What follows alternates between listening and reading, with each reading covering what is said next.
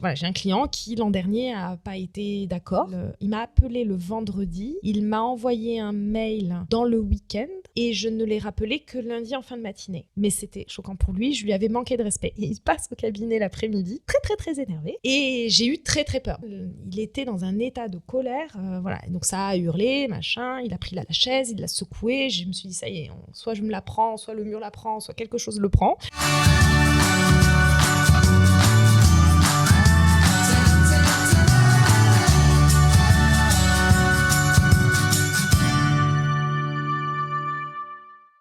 Bonjour Jessica. Bonjour. Salut Jessica. Bienvenue dans La Voix du Dirigeant. Merci d'avoir accepté notre invitation.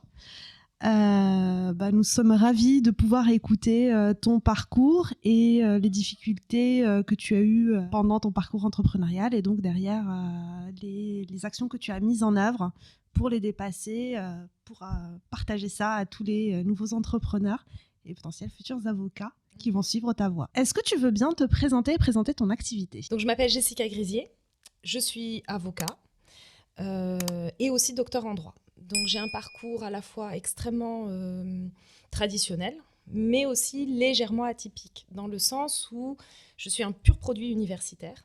Tout mon background de compétences vient de l'université. J'ai fait jusqu'au Master 2. Master 2, contrat et responsabilité des professionnels, qui est un Master 2 orienté droit des contrats et contrats professionnels, donc contrats commerciaux. À l'issue de ce Master, j'ai fait un doctorat, donc j'ai fait une thèse, j'ai rédigé une thèse qui m'a pris quand même 6 ans de ma vie.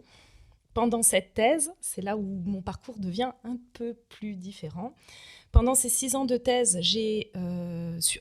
l'issue de mon Master 2, au cours duquel j'ai fait un stage en cabinet d'avocat, j'ai été salariée de ce cabinet d'avocat.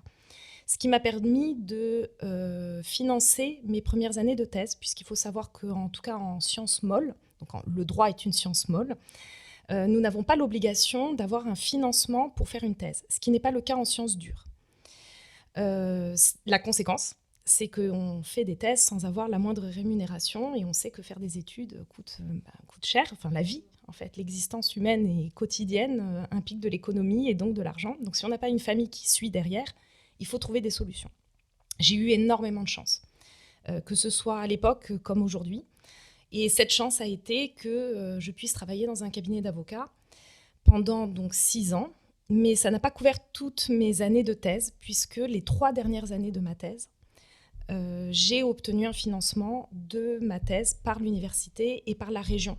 Donc à l'époque, région Midi-Pyrénées, mais bon, maintenant, région Occitanie. Les 3 dernières années de ma thèse, j'étais donc chercheur. J'avais le statut de chercheur et j'étais payée à réfléchir. Et c'était absolument génial. Sympa. Oui, carrément génial. Assez nostalgique de cette époque, je l'avoue encore. La seule obligation que j'avais, bon, bien sûr au-delà de sortir ma thèse, donc là par contre j'avais un timing, il fallait absolument que ma thèse soit finie au bout des 3 ans, donc le financement durait 3 ans, et à l'issue des 3 ans, il fallait que j'ai soutenu. Donc ça c'était vraiment mon obligation, obligation que j'ai respectée. Et la deuxième obligation, il y avait 2 obligations qui se découlaient en 2 sous-obligations. J'avais l'obligation d'enseigner. Donc j'étais chargée d'enseignement, j'avais donc des groupes de travaux dirigés de la première année jusqu'à le master. Je n'ai pas enseigné en master 1, j'ai enseigné en licence première année, deuxième année, troisième année. J'ai pas eu de cours de master 1, mais bon, voilà, ça a été en fait en raison des besoins de l'université, plus qu'autre chose. Et la sous-obligation liée à ça, c'est que je n'avais pas le droit de travailler ailleurs. J'étais en exclusivité pour la recherche, pour l'université et pour l'université Toulousain-Capitole. Voilà. À l'issue de ça, j'ai soutenu ma thèse, j'ai obtenu mon doctorat, donc le titre de docteur, et j'ai pu rentrer à l'école d'avocat, puisqu'il y a une passerelle en fait. Lorsqu'on est docteur, on rentre à l'école d'avocat directement sans passer le concours.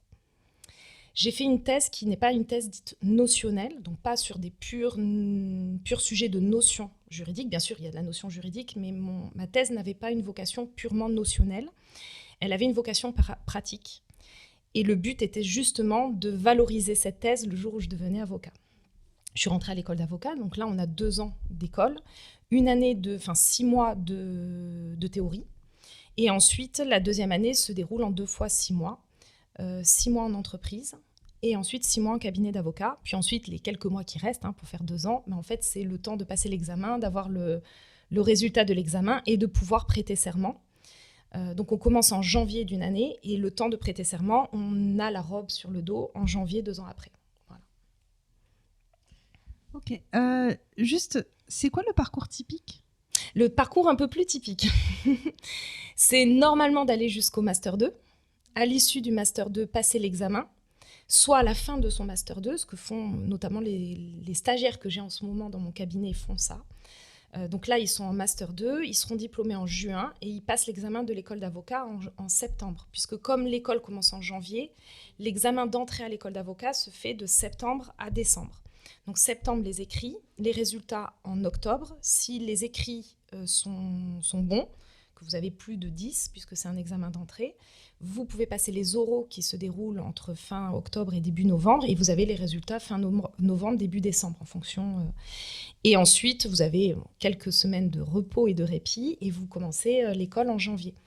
Donc le parcours classique que nombre d'avocats ont, ou en tout cas d'élèves avocats, puis d'avocats, c'est de faire le Master 2, de passer l'examen, le réussir et rentrer en janvier, donc de rentrer dans la profession 2 ans après, donc en gros entre les 26 et les 28 ans selon le parcours. Forcément, moi, j'avais un petit décalage. Tu as fait un décalage quand même de 6 ans, c'est ça ? De quasiment 6 ans, parce qu'en fait, voilà. Et donc, j'ai prêté serment. Moi, j'avais déjà... j'avais 32 ans. 32 ou 33 ans, oui, voilà, je me suis décalée dans le temps, mais ça a eu énormément d'avantages en réalité. Après, toute situation, il faut en tirer son bénéfice. Le bénéfice pour moi, c'était effectivement d'avoir eu un parcours de vie, d'avoir rencontré des gens, d'avoir su analyser les situations aussi humaines qui sont extrêmement importantes dans notre métier et donc d'éviter certains écueils ou de ne pas les éviter d'ailleurs, parce qu'on n'évite pas tout. Mais mon expérience de vie m'a permis, en rentrant dans la profession, de peut-être être moins surprise de certaines situations. Contrairement, parfois, lorsqu'on est un peu plus jeune, eh bien, on apprend aussi en fonction des situations humaines qui ne sont pas toujours simples. Je rebondis un petit peu sur ce que tu disais tout à l'heure sur la recherche et que c'était un peu le bon temps. Mmh. Est-ce que c'est quelque chose que tu aimerais refaire aujourd'hui ? Et surtout, je sais que, par exemple, dans la médecine, on peut... Il y a une branche pareille, il y a une branche recherche, on peut faire la recherche en médecine, mais on a aussi la branche praticien, je sais pas, où là on est là pour aider les patients. Du coup, je trouve qu'il y a un parallèle par rapport à ça, c'est qu'il y a aussi de la recherche en droit et les avocats sont là pour défendre, pour appliquer en quelque sorte. Est-ce que c'est possible de faire les deux en parallèle, par exemple ? Est-ce que ça existe ? Oui. Oui, effectivement, ça existe. Une des personnes qui faisait partie de mon jury de soutenance de thèse, Monsieur et Maître Blatter, vis-à-vis de qui j'ai une très très grande admiration, puisqu'il s'agit aujourd'hui encore d'un des référents en matière de baux commerciaux, qui est donc ma spécialité. Enfin, ma spécialité. En tout cas, mon domaine réellement d'expertise, c'est le bail commercial. Maître Blatter a cette double casquette. Il est aussi docteur en droit, professeur, il est avocat et il mène tout de front. Après, voilà, Maître Blatter a un gros cabinet, il a plusieurs collaborateurs, il arrive à tout gérer, il écrit énormément, il édite des livres tous les ans, il fait des actualités, il fait des colloques. Vraiment, c'est vraiment une sommité en France. Impressionnant. Oui, il est totalement impressionnant et surtout très, très disponible. Enfin, il est formidable. Mais oui, complètement. Il n'est pas le seul. Là, je cite, voilà, parce qu'il faisait partie de mon jury d'examen de soutenance, mais il y en a beaucoup d'autres qui ont cette double casquette. Alors, pour ma part, pour revenir à moi, mais... c'est un choix sans être un choix. Alors, d'abord, c'est une question aussi d'opportunité et aussi de choix. En fait, l'opportunité aussi, on la provoque. Bon, je ne l'ai pas provoquée. Et je sais pourquoi. Parce qu'effectivement, je n'ai pas fait le choix de provoquer cette opportunité pour le moment. Lorsque j'ai fini par soutenir ma thèse, rentrer à l'école d'avocat, les conditions aussi de ma vie personnelle ont fait que J'ai adoré mes années de thèse, clairement, mais j'avais plus envie de rester plus autant dans le milieu universitaire. J'avais envie d'autre chose. Non pas que j'en avais eu marre, mais j'avais envie d'autre chose. Après, je suis quelqu'un qui s'ennuie vite. Donc, j'ai la nostalgie de cette époque, mais je suis contente d'avoir fait autre chose entre-temps. Et j'ai fait plein d'autres choses depuis. Donc, j'ai pas gardé ce biais-là dans mon développement professionnel, notamment au grand regret de nombre de personnes qui m'ont accompagnée à cette époque, et notamment mon mentor qui m'avait salarié à l'époque. J'ai obtenu l'autorisation de publier ma thèse. Donc, ma thèse aurait pu devenir un livre. Je ne l'ai jamais fait. Et là, aujourd'hui, c'est bien trop tard. Mais je ne l'ai pas fait. En fait, j'y étais plus. J'y étais plus, donc je ne l'ai pas fait. Pour autant, je n'ai jamais lâché l'université. Donc aujourd'hui, j'enseigne dans le Master 2, qui était mon Master 2 de diplôme. Donc j'enseigne au Master 2, contrat et responsabilité des professionnels, en tant qu'intervenante extérieure, donc pas en tant qu'enseignante, en tant qu'avocat extérieur qui vient donner un cours de pure pratique aux étudiants. J'enseigne sur mon domaine de thèse, donc je leur restitue toutes les informations qui concernent ce sujet-là. Donc j'enseigne pendant j'ai 3 heures, c'est ça ? Je ne sais plus, 3 heures ou 6 heures. Je ne sais même plus combien d'heures j'ai. Enfin bon, bref. Mais pour moi, ça passe très vite. C'est très bien et ça passe très vite. L'avantage que j'ai, je garde toujours un pied à l'université. Je garde toujours le contact avec l'université. J'ai un vrai amour, enfin je pense que ça se voit. J'ai un vrai amour pour l'enseignement universitaire et pour l'université parce que pour moi, c'est une chance réelle en France d'avoir un système universitaire qui est, quel que soit ce qu'on peut en dire et quelle que soit l'amélioration qu'on peut donner à ce système, extrêmement performant et qui donne surtout, à mon sens, réellement la chance à tout le monde. Moi, je trouve depuis le système Parcoursup et aussi depuis le nouveau système que je comprends, vu que je prends des stagiaires régulièrement, donc ils m'expliquent un peu l'évolution de leur parcours et des diplômes et de ce qui se passe. Et donc aujourd'hui, le recrutement au Master 2 se fait dès la licence 3e année avant le Master 1, donc extrêmement tôt dans le développement, de l'étudiant, de sa personnalité, de ce qu'il est capable de faire. Moi, j'étais nulle en licence 3e année. J'étais pas mauvaise, mais j'étais très scolaire, j'étais jeune, complètement insouciante. Enfin, bon, voilà, sans force. C'est normal. Oui, c'est l'âge, mais laissons aux jeunes la possibilité d'exister à leur âge, au moment où c'est le moment de faire la fête, de sortir, de rencontrer des gens, de partir en vacances s'ils peuvent, ou en week-end, avec une tente dans la voiture. Toutes ces expériences de vie qui sont pour moi extrêmement importantes, j'ai l'impression qu'on leur permet plus autant qu'avant. Et justement, on freine la chance potentielle. Je pense qu'on peut passer à côté de certains potentiels humains, ce qui n'était pas le cas de mon époque en tout cas. Mais je parle comme une vieille maintenant, mais voilà. C'était mieux avant. C'était le mieux avant. C'était pas forcément mieux avant, mais je pense qu'on parfois, par souci d'efficacité, on peut potentiellement, on perd le sens humain en fait. Mais bon, c'est comme ça. Mais pour autant, l'université, je pense, conserve ce qui pour moi est son essence même, donner la chance, permettre d'évoluer, d'avoir un bon boulot, de faire des études, d'apprendre. Ça, c'est fondamental. Ce que ne permet pas toujours certaines écoles, parce qu'elles sont privées, et donc il faut pouvoir accéder, ne serait-ce que financièrement.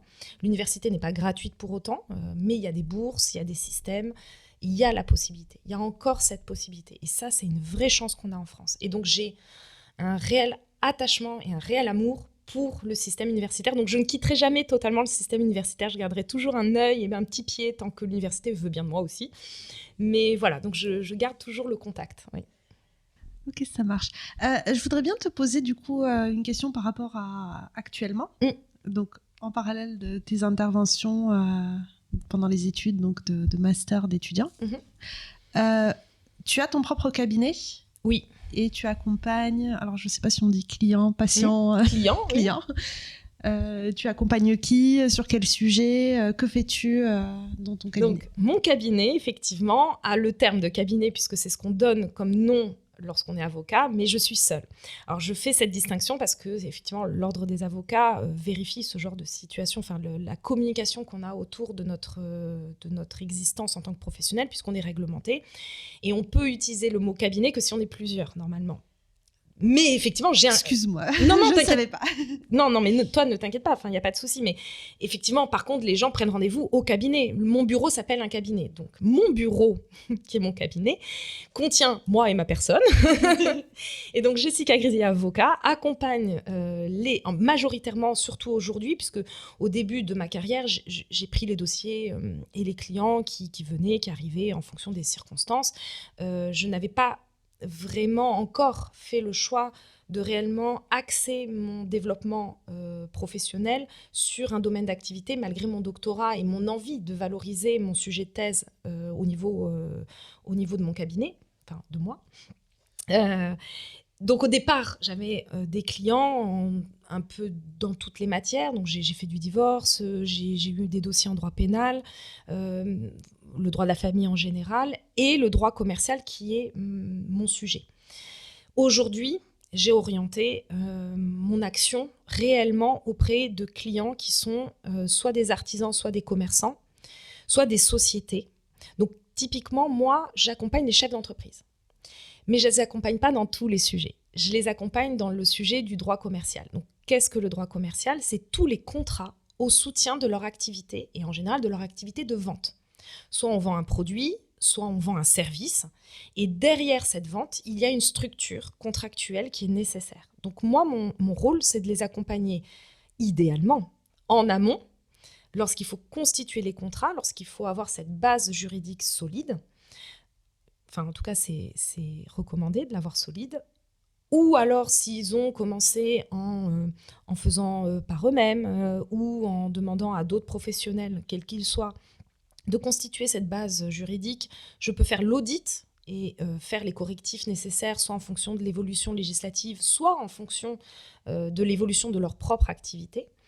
Et évidemment, lorsque le contrat n'est pas respecté ou qu'il n'y a pas de contrat, mais qu'il y a des soucis concrets dans l'entreprise, dans le cadre de cette vente de prestations ou de services, c'est le contentieux. Donc, je les représente en justice pour défendre leurs intérêts et leurs droits. Et majoritairement, j'ai donc des chefs d'entreprise. Souvent, ce sont des commerçants ou des artisans. Mais étant donné que mon expertise porte aussi sur le bail commercial, j'ai aussi un pan de ma clientèle qui sont des propriétaires de locaux professionnels, donc des bailleurs, qui ne sont pas forcément en entreprise.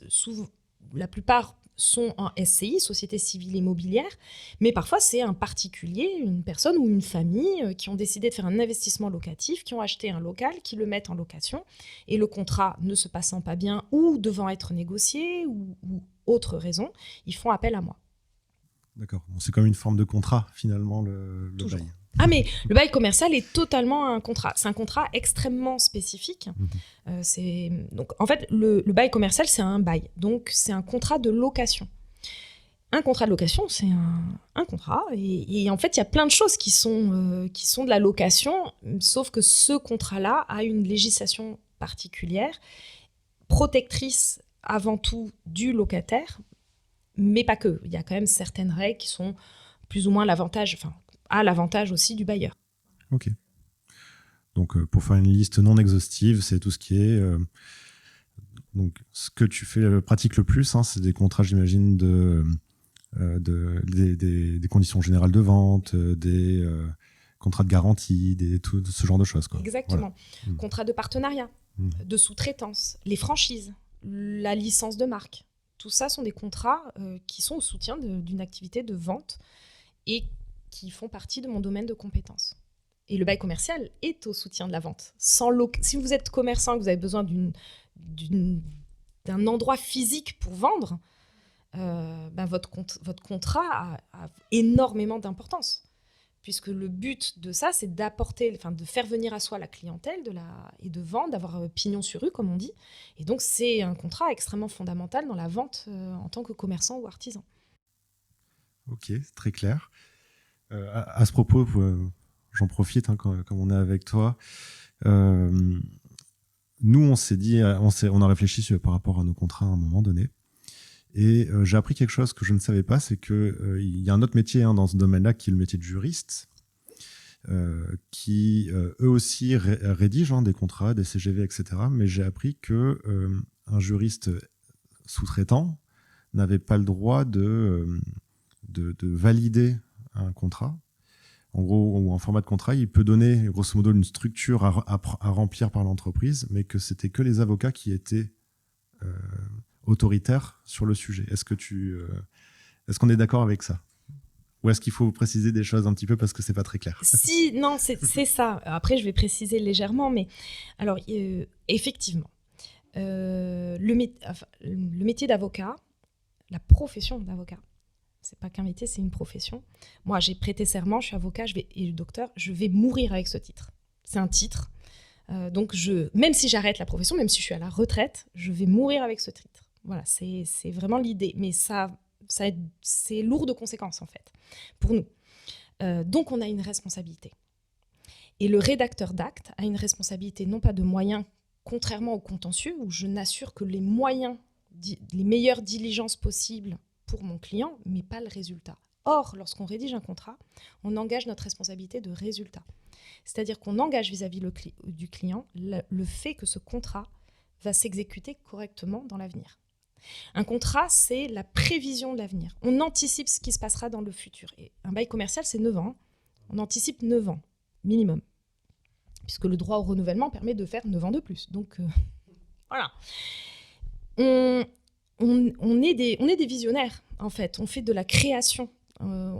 D'où les difficultés et les grosses angoisses qu'on a pu avoir pendant la période Covid. Parce que tous les contrats avant le Covid, comme on ne pouvait pas imaginer l'existence même de cette situation, bon, aujourd'hui, on a modifié tous nos contrats, nos clauses sont complètement différentes, on est parti dans un toupie intellectuel et juridique, mais bon, pourquoi pas. Et aujourd'hui, les contrats sont des contrats qui ne sont pas ceux qui existaient avant 2020.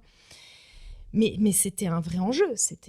Non seulement il y avait un enjeu juridique et contractuel, mais il y avait un enjeu intellectuel et de responsabilité, réellement. Bref. Donc oui, pour les juristes. Les juristes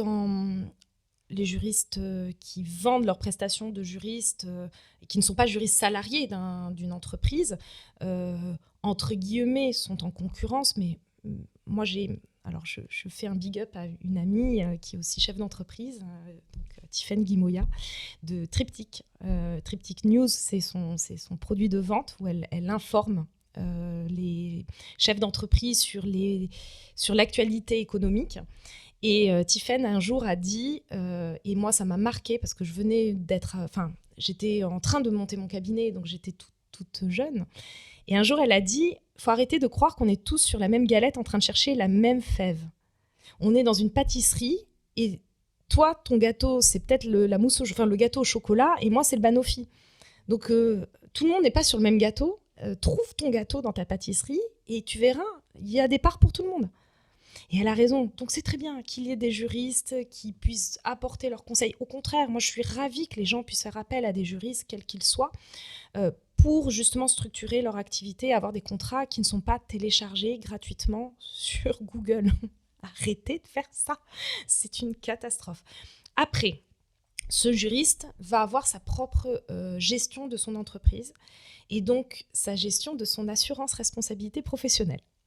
Selon comment il a négocié sa propre assurance professionnelle, il va avoir plus ou moins la possibilité de rédiger le contrat ou de donner qu'un modèle. Un modèle que vous remplissez vous, c'est bien, mais est-ce que vraiment, c'est comme les formulaires CERFA quand vous allez au tribunal de commerce, y a des fois on comprend vraiment rien. Et c'est le sketch dans Le Père Noël est une ordure. Ça dépend, ça dépasse. Bon, ben voilà, c'est exactement ça. Donc un modèle avec des trous, c'est pas mal, mais c'est dommage. Il y a des juristes indépendants qui peuvent malgré tout rédiger un contrat. La vraie différence, et notre monopole d'avocats, est vraiment sur le fait de représenter en justice. Ça, c'est indéniable. Un avocat, il n'y a que les avocats qui peuvent représenter un client en justice, sauf tous les contentieux de représentation non obligatoire. Nombre de procès se font sans représentation obligatoire. Je suis désolée, Il y a besoin de me réexpliquer là, les mots contentieux de non-représentation. Il y a des situations où on va devant un juge où on n'a pas besoin d'un avocat. Et la loi l'autorise. Donc, on peut se représenter soi-même ou faire un mandat écrit à son conjoint ou à un représentant syndical au prud'homme ou alors à un représentant d'une association de consommateurs. C'est possible. Ces contentieux-là, ces situations-là juridiques sont déterminées par la loi. Donc, on sait exactement dans quelles conditions on peut aller avec un avocat ou sans avocat. Et nombre de situations, à l'inverse, où on veut aller devant le juge, on a l'obligation par la loi de prendre un avocat et d'être représenté par un avocat, et seul un avocat peut le faire. Donc, c'est là où on a un monopole. Mais sur la rédaction de contrat, pas forcément. Pour autant, un juriste, quel qu'il soit, et moi, la première, je ne fais jamais rien sans la validation de mon client et sans être sûr qu'il a compris, même si c'est pour rédiger un contrat. Le contrat, c'est le sien. Donc, s'il me dit telle clause, j'ai rien compris, il faut que je lui explique, et deux, il faut vraiment que je me demande si je l'ai bien rédigé. Parce que potentiellement, moi, je l'ai rédigé bien d'un point de vue juridique avec mon jargon, mais si lui ne le comprend pas, ça ne sert à rien. Donc, je ne vais pas la modifier au point qu'elle ne soit plus juridique, mais potentiellement, il y a une formule de phrase, potentiellement, on peut faire des phrases moins longues, parce qu'on a tendance à faire des phrases très très longues. On peut scinder, couper, réorganiser, trouver, ou donner des exemples. Énormément de clauses peuvent être données avec le jargon juridique et mettre en dessous exemple et essayer de donner une forme d'exemple ou une forme de situation. Et un contrat peut être rédigé de cette manière, sans difficulté. Pour en finir sur les contrats... Ah non, on n'en finit jamais sur les contrats. Non, je rigole. Alors, c'est là où j'ai peut-être une dernière question vis-à-vis de ce que tu disais sur la responsabilité. Le chef d'entreprise a une responsabilité lorsqu'un contrat n'est pas tenu correctement, ou etc.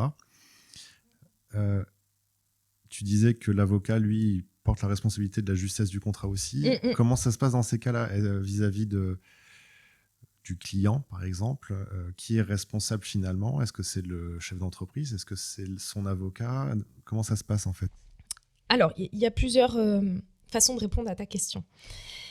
Premièrement, le chef d'entreprise est-il en société? Puisque s'il est en société, c'est la société qui est responsable, et pas lui à titre personnel. Deuxième question, est-ce que ce chef d'entreprise a fait faire les contrats par un professionnel, avocat ou juriste? D'accord? Si ce n'est pas le cas, il est seul. Il n'y a pas, il est seul. Voilà. Ensuite, la responsabilité du contrat, en réalité, c'est devant le juge au moment où on va demander à ce que ce contrat soit exécuté de telle ou telle manière, parce qu'il y a un litige, il y a un contentieux, on n'est pas d'accord sur le contrat. C'est le juge qui va venir donner la réponse à ta question. D'accord. Par contre, il n'y aura pas forcément de sanction directe sur l'illégalité du contrat. C'est juste que les conséquences des clauses mal rédigées, faussement rédigées ou contraires à la loi, les conséquences, elles seront sur la décision. Donc là, il y a plein d'hypothèses. Par exemple, une clause qui n'est pas conforme à la loi, on va dire qu'elle est réputée non écrite. C'est-à-dire qu'on la sort du contrat en disant elle n'existe pas. Et donc, si elle n'existe pas, qu'est-ce qu'on fait? Le juge va trancher. C'est là où il y a le vrai danger d'avoir des contrats qui ne sont pas nickel. Si votre contrat n'est pas vraiment bien, soit parce qu'il est trop vieux et vous ne l'avez pas revu, soit parce que vous l'avez mal fait, soit pour X raison, ou qu'il n'y en a pas, mieux encore, vous laissez la possibilité au juge d'intervenir dans votre relation avec votre client. Et c'est ce qu'on appelle l'aléa judiciaire. L'aléa est grand, parce que c'est une personne, il y a des arguments, il y a un avocat adverse qui va donner d'autres arguments. Enfin bon, on part dans des choses très compliquées et avec une impossibilité de garantie d'un résultat favorable si possible. Pour autant, comment ça se passe vis-à-vis du client? Alors, le client vis-à-vis de l'avocat rédacteur, a priori, il n'a pas de lien. Pour autant, le client a un lien avec son prestataire, avec le chef d'entreprise ou la société en tout cas. Donc là, ça sera la question de comment on exécute ce contrat et c'est le juge qui va intervenir. Mais si effectivement l'erreur de l'avocat est trop grand ou du rédacteur d'acte est beaucoup trop grand, si ce tiers a un préjudice, il peut demander la réparation. Mais pour ça, il faut prouver. Ça, c'est l'autre débat. Pour finir, il y a quand même, malgré tout, certaines législations, certaines lois qui imposent des contenus au contrat et qui qui prévoit des sanctions, notamment des sanctions d'amende civile.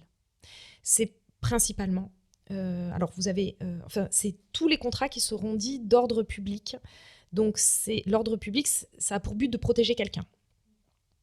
Vous avez le droit de la consommation ou le droit des assurances. Donc si votre contrat d'assurance ou votre contrat avec un consommateur manque une mention obligatoire, légale obligatoire, et effectivement si la loi l'a prévu, uniquement si la loi l'a prévu, et a prévu cette sanction-là, donc une sanction souvent d'amende civile, vous pourrez, en tant que chef d'entreprise, ou en tout cas la société, être condamné à cette amende.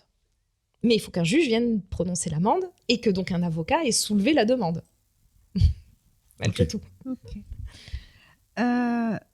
Du coup, étant donné que notre public, c'est principalement des jeunes entrepreneurs, quelles recommandations donnerais-tu à un jeune entrepreneur, justement, qui doit faire ses CGV, ses RGPD, toutes ces documentations et qui ne sait même pas par quel bout commencer et généralement se tourne vers Google? Quelle réponse lui donnerais-tu? Alors, c'est très bien de faire ça, malgré tout, d'avoir conscience qu'il faut des CGV, parce que tout le monde n'en a pas conscience. 2, de le taper dans Google, why not? De commencer à tâtonner, faire des recherches, se renseigner.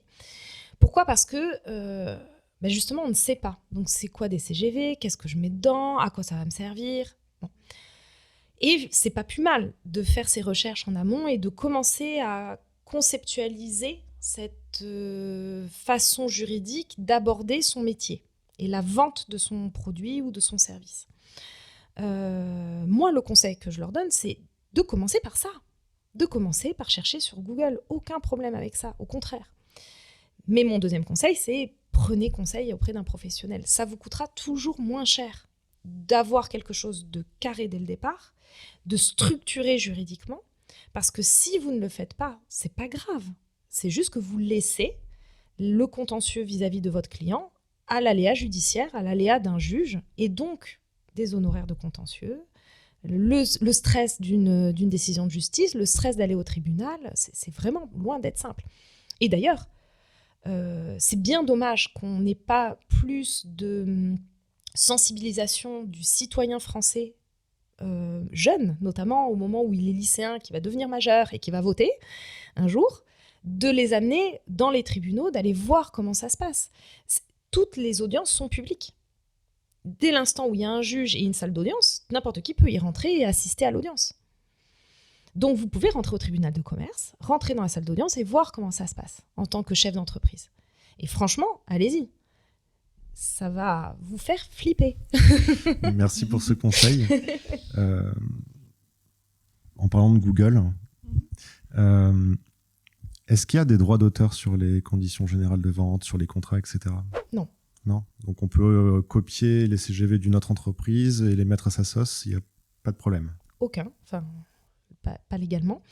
La seule chose, récemment, je rigolais de ça donc j'ai un partenariat avec la société Blue Risk Conseil de Émilie Jouteux. Elle fait du recouvrement de créances en B2B. Elle fait la partie avant justement d'aller devant le juge, et selon les circonstances, elle peut proposer, en tout, parce que le client est libre de son choix d'avocat, mais elle peut proposer à ses clients de passer par moi. Moi, je leur fais une proposition, je les rencontre, et puis après, ils font ce qu'ils veulent. Et en parallèle, toutes les deux, nous avons monté une offre de formation. Et récemment, on parlait de la difficulté que nous rencontrions, autant elle que moi, dans le cadre de la demande de paiement auprès d'un client, parce qu'en l'absence de CGV, en l'absence de contrat, et quand il n'y a même pas de devis signé et juste une facture comme ça envoyée, eh ben, youpi. Autant vous dire qu'on sort les rames et puis on est pas loin des chutes du Niagara, quoi. Donc voilà, on est carrément dans les chutes du Niagara. Et donc, c'était quoi ta question? Ma question, c'est est-ce qu'il y a des droits d'auteur? Est-ce qu'on peut copier des... Et donc récemment, avec Émilie, on s'est rendu compte qu'un client en commun avait effectivement des CGV. Donc sur le moment, on a fait youpi, il a des CGV. Puis quand on les a ouvertes et qu'on les a lues, c'était effectivement le copier-coller d'un concurrent, mais il avait oublié de modifier certaines infos à la fin, parce qu'il y a quand même beaucoup de clauses dans des CGV. Alors, il faut arrêter de croire que les CGV tiennent sur une page. Ça ne tient plus du tout sur une page, notamment avec le RGPD, etc. Ça ne marche plus. Les CGV font environ 10 à 15 pages aujourd'hui. D'accord ? Donc, quand vous arrivez à la 15e page de copier-coller de votre concurrent, vous avez oublié de le lire et vous avez l'adresse et le nom de votre concurrent dans justement la partie RGPD. Et là, on avoue, ça nous a fait rire. On est désolé, mais alors, ça nous a fait notre après-midi. Voilà. Du coup, on passe à la première question. Oui, on va passer à cette fois-ci. Toi, Jessica, en tant qu'entrepreneur, parce que être avocat, c'est aussi une profession, pardon, non, je t'en et prie. aussi un métier, en l'occurrence pour toi, et donc tu entreprends. Ah oui. Et par rapport à ça, par rapport aux interviews qu'on fait d'habitude, on a quelques questions. Donc la première, c'est quelle est la plus grande difficulté que tu as rencontrée en tant qu'entrepreneur dans ton parcours? Vraiment, oui, clairement, l'année Covid a été compliquée. Mon cabinet, moi, j'ai fêté les 1 an de la création solo de mon cabinet pendant le Covid. Donc, je me suis installée à mon compte le 3 mai 2019. Donc, le 3 mai 2020, nous étions confinés. C'est pas l'anniversaire qui m'a posé problème parce que franchement, je l'ai fêté. Donc, bref. Comme j'ai fêté d'ailleurs tous les jours, comme tout le monde. Bon, voilà. Mais le plus dur a été le jour où, en fait, ce qui s'est passé, c'est que je partageais, comme c'est encore le cas aujourd'hui, mais plus avec les mêmes personnes, parce qu'entre-temps, j'ai déménagé mes locaux pro. Mais à l'époque, je partageais mes locaux avec 2 autres consoeurs. Et les filles étaient très stressées. Il y en avait une en plus qui était mère d'enfants en bas âge. Voilà, mes consoeurs étaient vraiment stressées de la situation.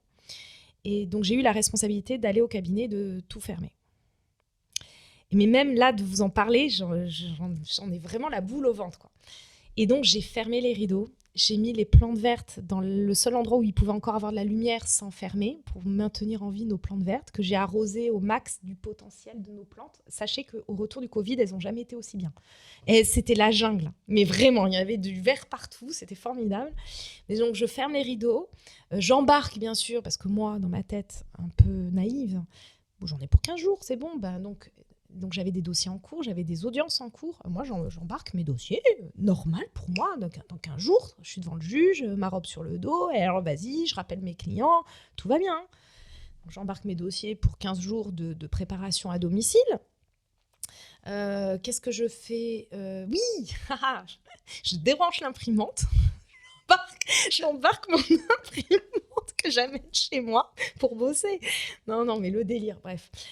Et là, je me retrouve avec mon sac de dossier, le carton avec l'imprimante, le papier, le truc, les feutres, enfin bon Dieu, c'est quoi d'autre, les clés du cabinet, la responsabilité de mes collègues et amis de tout fermer, de tout mettre en sécurité, quoi, et de fermer. Et là, je me souviendrai toute ma vie de ces coups de clé. Et où là, je prends conscience que c'est peut-être pas 15 jours et que je suis en train de fermer boutique. Et là, mais cette angoisse qui m'a pas quittée, tout le Covid, moi j'étais comme ça, tout le Covid. Mais pas pour... Désolée, mais moi par contre, alors le virus ne m'a pas du tout stressée. Et je suis désolée pour ceux qui ont été stressés, mais à titre strictement personnel, je suis pas rentrée dans le... Si, à un moment donné, quand il y avait pénurie de... Alors pas le PQ, mais pénurie de sauce tomate, je sais pas pourquoi, la sauce tomate m'a fait péter un plomb. J'ai vu qu'il y avait plus de sauce tomate dans les rayons, je me suis dit, mais je vais manger quoi ? Bon bref. Mais bon, le virus en tant que tel, au départ, oui, parce qu'on était très, très dans le stress, mais très vite, finalement, il faisait beau en plus, j'avais la chance d'avoir un jardin, enfin bon, bref. Mais le fait de fermer boutique, c'était impensable pour moi. Et quand j'ai pris conscience ensuite que les tribunaux étaient fermés, c'est-à-dire que rendre justice, c'est la base de la démocratie. On avait fermé notre système démocratique. Alors là, je suis partie en vrille. Et j'ai passé des mois d'angoisse totale. J'ai très mal vécu la période, mais affreusement mal. Parce que pour moi, on n'était plus dans un système normal d'existence humaine, en fait. C'était vraiment au-delà du pensable. Donc voilà, professionnellement. Comment j'ai surmonté ça ? J'anticipe ta question ou pas ? Alors, j'aurais aimé déjà savoir l'impact Qu'est-ce que ça a du coup changé dans ton activité, dans ton quotidien pour toi?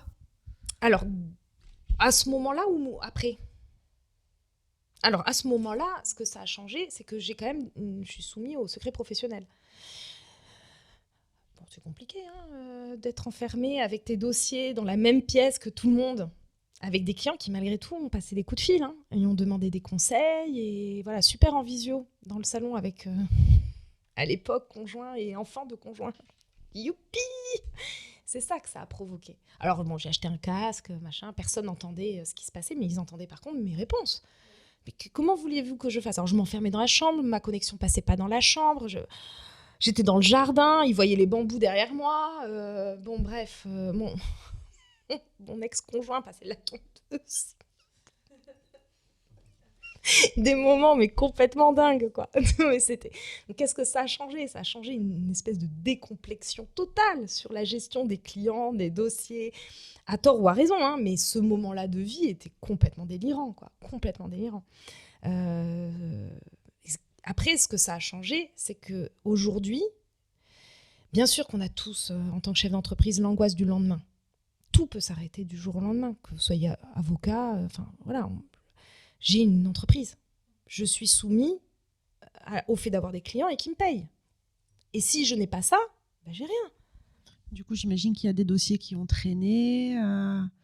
Catastrophique. Peut-être des impacts sur les clients. Un impact aussi sur la trésorerie. Parce que moi, j'ai des clients et ils me rémunèrent en payant mes honoraires, mais je facture mes honoraires quand j'ai fait le boulot. Sauf que si les juridictions sont fermées, bon, à part le conseil éventuellement, mais le conseil a été très ralenti. Il y a eu clairement du besoin à ce moment-là de conseil, mais ils n'avaient plus l'argent, ils n'avaient plus la trésorerie. Je travaille avec des commerçants, des artisans, youpi. Ils étaient tous aux abois, et ce qui est normal. Et donc, ça a surtout provoqué un énorme décalage de trésorerie, parce que tant que les juridictions n'avaient pas réouvert, n'avaient pas repris, parce que réouvrir c'est bien, mais il faut reprendre l'agenda du juge, avec tout le retard, donc un décalage énorme. Donc plus j'étais décalée dans le temps, dans mes actions pour le besoin du client, plus je décalais bien sûr évidemment la facturation, et ce qui est normal, c'est le rapport direct entre mon travail et les honoraires. Et puis le conseil, il n'est revenu que tardivement, parce que les gens étant en difficulté aussi, enfin les gens, mon profil clientèle étant en difficulté aussi financière, ils avaient le besoin de conseil, n'ayant pas la trésorerie pour payer le conseil, et ce que je comprends, ils n'ont pas fait appel à moi immédiatement, donc ça a décalé. Et donc moi, l'impact, bien sûr, comme tout le monde, on a plus ou moins eu des aides, enfin très très plus ou moins, mais bon, bref, voilà. Et puis j'avais de la trésorerie de l'année précédente malgré tout, donc 2020, ça allait, mais c'est 2021. 2021, c'est là où vraiment il y a eu un levier économique, et la plupart de mes confrères le disent.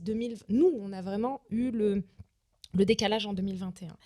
Alors, moi, je fonctionne pas, j'ai pas forcément de clientèle à l'aide juridictionnelle, mais j'ai des consoeurs qui travaillent avec ce système où, en fait, l'avocat est rémunéré par l'État, en fait, parce que la personne est en situation financière difficile, donc elle n'a pas les moyens de payer un avocat.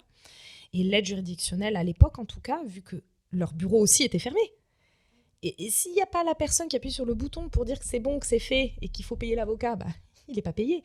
Donc j'ai des confrères et des consoeurs qui ont été payés extrêmement tard. Donc nous avons eu ce décalage pour 2021. Donc la difficulté, au-delà de mon mindset à ce moment-là et de l'état d'esprit complètement anxiogène sur mon activité et sur le fondement de mon existence en tant qu'avocat, s'il n'y a plus de juge, il n'y a plus d'avocat. Voilà, donc voilà. Eh bien, ça a été la conséquence financière dont l'impact a été 1 an après, réellement, d'un point de vue économique. Après, comment j'ai survécu à ça et surmonté ça? En bossant. En bossant, en me laissant pas abattre, en gardant le moral, en continuant à faire mon boulot, en communiquant énormément sur ce que je viens déjà de dire avec vous, c'est appelez plutôt votre avocat, ça sera toujours mieux que de venir quand c'est trop tard. Je me souviens, mon mentor me disait, les clients viennent toujours vous demander d'éteindre le feu alors que c'est des cendres qu'on ramasse à la pelle. Mais oui, donc voilà, ce travail de pédagogie.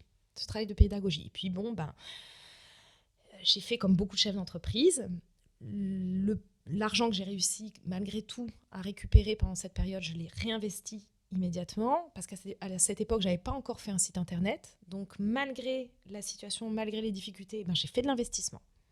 J'ai fait un site internet, j'ai communiqué. Voilà, j'ai continué à exister et à faire ce que je sais faire du mieux possible, à savoir donner du conseil. Très clair, je pense que c'est une très bonne façon de gérer la situation. Moi, j'anticipe aussi l'après, c'est que si les tribunaux étaient fermés, etc., donc tout était en pause, la reprise, c'est pas comme si c'était rien passé depuis X temps. Donc, on sait que les temps de la justice sont déjà plutôt longs. Là, ça a dû accroître les choses avec des affaires supplémentaires qui sont toutes arrivées d'un coup. Donc, j'imagine que ça a été aussi une autre conséquence, c'est que la reprise d'activité a dû être difficile à gérer. Alors, tant mieux, il y a de l'activité, mais d'un autre côté, il faut pouvoir suivre la cadence, j'imagine. Non, personne n'a suivi, mais pas les avocats. Hein. Nous, on est toujours au charbon, enfin, c'est pas pour faire une distinction, hein, mais c'est la réalité. Nous, on est toujours au charbon, et puis s'il faut, on y va, quoi. De toute façon, il faut. Mais malheureusement, la justice, c'est l'État, et c'est l'État qui doit donner les moyens. Donc, s'il y a un problème de moyens, donc il y a un problème humain, puisqu'il n'y a pas assez de greffiers, il n'y a pas assez de juges, il n'y a pas assez de moyens. Et donc, le problème, c'est qu'il y a eu le Covid, il y a eu l'arrêt de la justice, et derrière, il n'y avait pas les moyens humains. Moi, j'ai quand même plaidé il y a quelques temps, là, enfin, il y a quelques mois, on est en février. Le mois dernier, donc. Moi, mes semaines, c'est des mois, en fait. Mais comme tout le monde, hein, je crois. Le mois dernier, j'ai plaidé devant un juge qui n'était pas le juge sur le nom du dossier. Et qui arrive, qui s'installe et qui dit, donc c'est un vrai juge, il ne faut pas s'inquiéter, qui dit, voilà, la juge en charge du dossier vient finalement d'être mutée et son remplaçant n'est pas arrivé. Donc je suis le juge de l'autre audience d'à côté, et donc dans l'urgence de la situation, je suis sur les deux audiences. Je vous demanderai, maître, d'être extrêmement bref, s'il vous plaît. Oui, effectivement. Et donc, vous inquiétez pas, nous prenons bien des notes, qu'on transmettra au nouveau juge qui jugera. Et qui n'est pas celui qui m'a écouté. Bon, autant parler directement devant le greffier, en fait. Presque. Bon, c'est pas un juge unique. Dans le dossier, il y avait 2 autres juges qui, eux, ont été très attentifs. Et pour cause, ils vont former le prochain juge à la situation qui va être le jugement. Et donc, jugement, on a plaidé en janvier, délibéré en mai. Et oui, parce qu'il faut bien qu'il arrive entre-temps, et qu'il récupère tout le... Donc, les juges sont loin d'être des fainéants, et les greffiers non plus. Il faut vraiment... Quand je dis qu'il y a un problème de moyens, je dis pas qu'un... Enfin, voilà, parce qu'effectivement, il y a beaucoup de travail pour les humains qui sont là. Il n'y en a pas assez. Et voilà. C'est des fonctionnaires, certes, mais je peux vous assurer que ça fait partie des fonctionnaires qui ne comptent pas leurs heures. Des juges... Enfin, passez au palais de justice, là, à Toulouse, à les Jules Guez, et regardez combien de fenêtres ont de la lumière. Vous verrez, les couloirs sont allumés. Et c'est pas juste les femmes de ménage qui, certes, font leur boulot justement quand il n'y a pas les justiciables présents. Donc, non. C'est les juges qui sont là, ils sont derrière leur ordi en train de taper ordi qui est sous Windows 98. Non. C'est dur. On est l'avant-dernier budget de l'État. Mais en fait, moi je trouve, tu vas peut-être me donner une réponse, mais tous les métiers se sont, transformés pendant la période Covid, en tout cas les métiers intellectuels. Même à l'école, il y a eu des cours qui ont été faits en visioconférence, et c'est l'État. On est d'accord. Pourquoi on ne fait pas de la justice par visioconférence ? Non, pitié. Non, mais dans un cas extrême comme ça, plutôt que de tout mettre en pause. Ça existe. Ça existe notamment sur certains contentieux extrêmement difficiles qui sont le contentieux des majeurs protégés, ou mis sous contrainte hospitalière, c'est-à-dire ceux qu'on met en fait de force en hôpital psychiatrique. Voilà, en gros, c'est ça. Et donc, oui, là, par exemple, il y a des visios, il y a un système de visioconférence. La difficulté, c'est que, oui, les procès sont, une fois qu'il y a un juge et une audience ouverte, sont libres d'accès au public. Mais il y a malgré tout un un système de protection des gens. Et donc, ce qui dit visio dit Internet, dit connexion et dit protection de la connexion. Et on revient au problème du moyen. Oui, on peut le faire, mais il faut mettre en place un système de moyens, donc de caméras, de micros. Parce que moi, j'ai fait une expertise en visio, mais une catastrophe. Parce que en plein Covid, une expertise médicale, justement, je n'entendais pas la moitié de ce qui se disait, etc. Donc l'expertise a été très compliquée et ingérable. La visio sous Windows 98, ça doit être compliqué, effectivement. En tout cas, oui, en plus, je crois qu'il y a des règles du genre, pas de caméra pendant une audience dans un tribunal, etc. Donc, effectivement, il faudrait revoir toutes les modalités, j'imagine, donc ce serait compliqué. On peut filmer, mais le film ne doit ni être diffusé, ni être conservé. Enfin, c'est tout un système de protection, finalement, tu vois. Et au-delà de ça, bon, mais ça, c'est le côté vieille. Et pas toujours très douée en tout ce qui est digital et autres. On ne remplacera jamais le lien physique qu'il y a et que l'écran coupe. Je peux vous assurer, ça c'est notre petite tambouille d'avocat, mais clairement, on joue un rôle, la plaidoirie, d'ailleurs, c'est pas le moment le plus important du dossier en réalité. Mais ça a son importance malgré tout. Mais on joue un jeu, on joue un rôle, parfois on se met en colère, mais c'est pas vrai, c'est faux. Ou parfois on joue l'humour, on s'approche du juge, on doit demander l'autorisation d'approcher. Mais on s'approche, on va le voir, on lui montre une pièce, on tape avec le doigt dessus. Bon, bref, on fait plein de choses. Hein, on fait des grands gestes, on marche ou on marche pas. Enfin, bon, après, chacun sa méthode. Hein. Il y a des avocats qui plaident avec des écrits. Moi je suis pas l'option écrit. Je ne rédige pas mes plaidoiries, mais il y en a qui le font, donc qui ont des notes et puis qui s'en réfèrent. Il y en a qui, comme moi, le jouent complètement à l'instinct. Voilà. Et du coup, moi qui joue beaucoup à l'instinct sur ma plaidoirie, j'ai vraiment besoin de voir la personne vraiment, tu vois, de la sentir. Et tu le vois, puis capter l'attention derrière combien d'étudiants ont coupé leur caméra pendant les cours et n'ont jamais suivi aucun cours. Mais le juge fera pareil, c'est un être humain. Et puis combien de dossiers il entend par jour? Faut imaginer le truc derrière une caméra, avec le pilou-pilou en dessous et Mais oui, bah évidemment, sous sa robe, il est en pilou-pilou s'il est chez lui. Et c'est normal. Tellement. Non, mais... Et il a le gamin sous la table en train de jouer. Tout à fait, ouais, c'est clair. Peut-être que tu peux nous expliquer la deuxième difficulté? Oui, alors la deuxième difficulté, c'est une difficulté, parce que c'est une difficulté de gestion. Moi, je me retrouve aujourd'hui, donc mon cabinet a 4 ans, j'ai 5 ans d'exercice, je me retrouve confrontée à une difficulté de production. Je fais tout. Je suis la secrétaire, la comptable, l'avocat, l'assistante sociale, enfin bon, je fais tout, quoi. Et c'est très difficile. Dans une semaine, entre le lundi et le vendredi, j'ai que 1 jour et demi de disponible pour traiter les dossiers. Le reste du temps, je fais les mails, je réponds au téléphone et je fais mes rendez-vous. Et je fais les réseaux sociaux, le site internet, je rencontre des gens. C'est ingérable. C'est ingérable. Donc, mon problème actuel, c'est l'avenir de ce cabinet, son expansion, sa gestion et donc, comme on se disait avant en off, l'embauche. Enfin, voilà, donc embaucher une secrétaire, embaucher un collaborateur. Bon, aujourd'hui, j'ai des stagiaires. Dans quel ordre aussi Dans quel ordre? Donc aujourd'hui, d'un point de vue structurel, donc à moi, j'ai un secrétariat externalisé téléphonique. Donc toutes mes prises de rendez-vous se font par ma secrétaire, qui est en prestation de service. Donc voilà, que je rémunère au nombre d'appels passés, enfin au nombre d'appels répondus et traités. J'ai une secrétaire externalisée qui, au besoin, en fonction des besoins, prend la main sur mon ordinateur et me traite les mails, ce qu'on appelle les messages RPVA. Donc, le RPVA, c'est justement un système informatique sécurisé, mis en place par le ministère. Donc, on a une clé, chaque avocat a une clé avec un code spécifique, d'accord, qu'on achète d'ailleurs. Et c'est à partir de ce moyen-là que l'on peut communiquer avec la juridiction, avec le juge, avec les greffiers.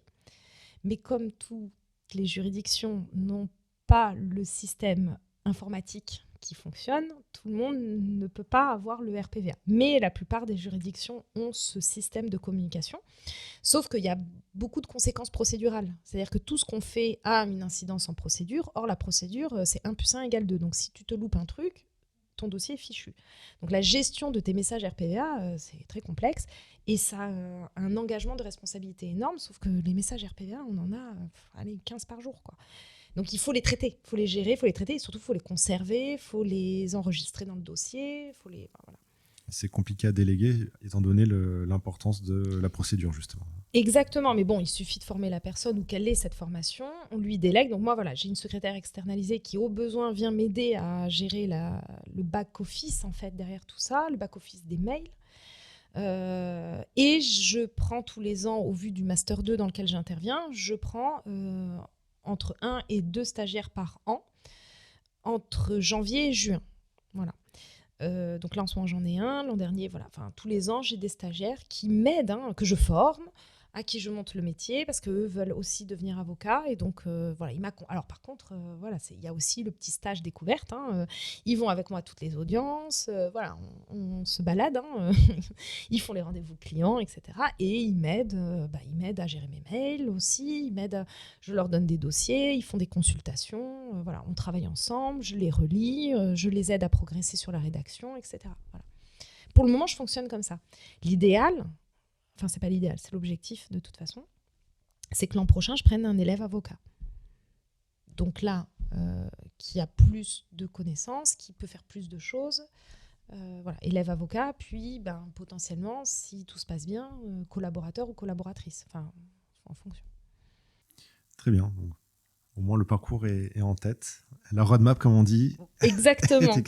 mais c'est la difficulté actuelle. Et c'est ça, mais je n'ai... Enfin, la question, c'est comment tu l'as surmonté. Je suis en train. T'es en train, c'est pas fait. Voilà, au moins, tu as le plan de comment y arriver. Oui. Moi, je dirais plutôt qu'il y a la cible, pas le plan. Parce que le plan, c'est la structuration, c'est de la délégation, c'est de l'automatisation, c'est beaucoup de choses. Il y a aussi, tu vois, j'ai pris un logiciel métier. Donc j'ai de l'automatisation, et ça m'aide énormément.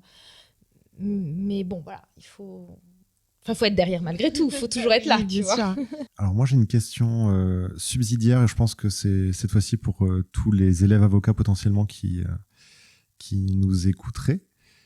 Il me semble que cette profession, tout comme la profession de notaire, n'a pas le droit de faire de commercial, entre guillemets, d'attirer des clients, en tout cas d'une certaine manière. Faire de la publicité, on va utiliser les bons termes. Pour moi, c'est une autre difficulté, parce que contrairement aux autres entrepreneurs, c'est quand même un gros penchant de l'entrepreneuriat qu'il n'y a pas et qu'il faut contourner.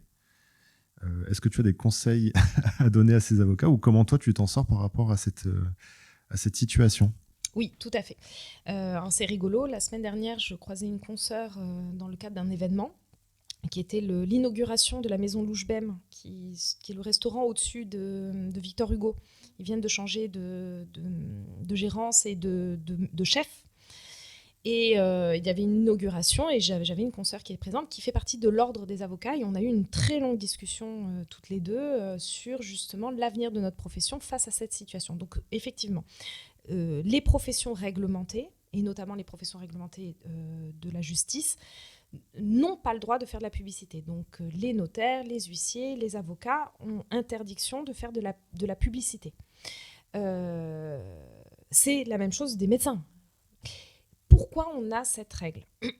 Elle est tout à fait justifiée et tout à fait entendue et respectée, parce que, bon, de toute façon, on n'a pas le choix de la respecter, mais on la comprend. La raison de ça, c'est qu'effectivement, on peut avoir un ascendant sur notre client. On peut avoir une possibilité... D'abord, on a, l'air de rien, leur vie en main.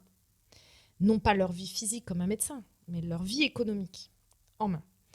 Et on peut se retrouver face à une situation où on peut prendre le dessus sur le client. Donc on a vraiment l'obligation de ne pas faire de publicité pour respecter la personne, pour respecter sa dignité, respecter son choix de praticien, ne pas l'amener à se sentir forcé d'être le client et du coup potentiellement de prendre l'ascendant sur cette personne. Voilà. Et ça, c'est très très important. Et c'est d'autant plus important qu'un client qui vient volontairement vous voir parce que il a eu confiance, il a eu envie de travailler avec vous en tant qu'avocat, c'est déterminant. On ne peut rien faire sans notre client. Notre client est notre partenaire dans le dossier. Moi, je ne fais rien sans eux. Ils valident tout ce que je fais.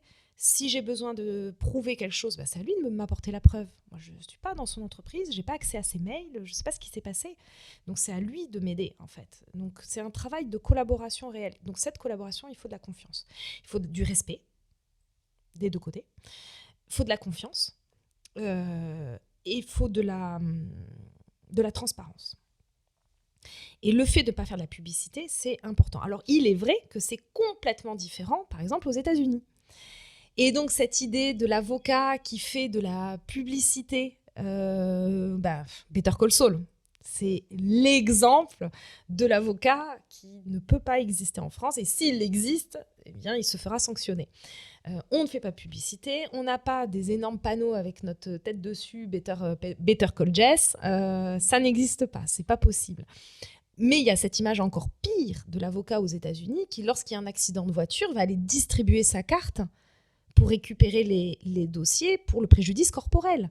Il y a des avocats aux États-Unis qui font le pied de grue devant les entrées des urgences pour, lorsqu'ils voient les brancards passer, déposent sa carte ou font le tour.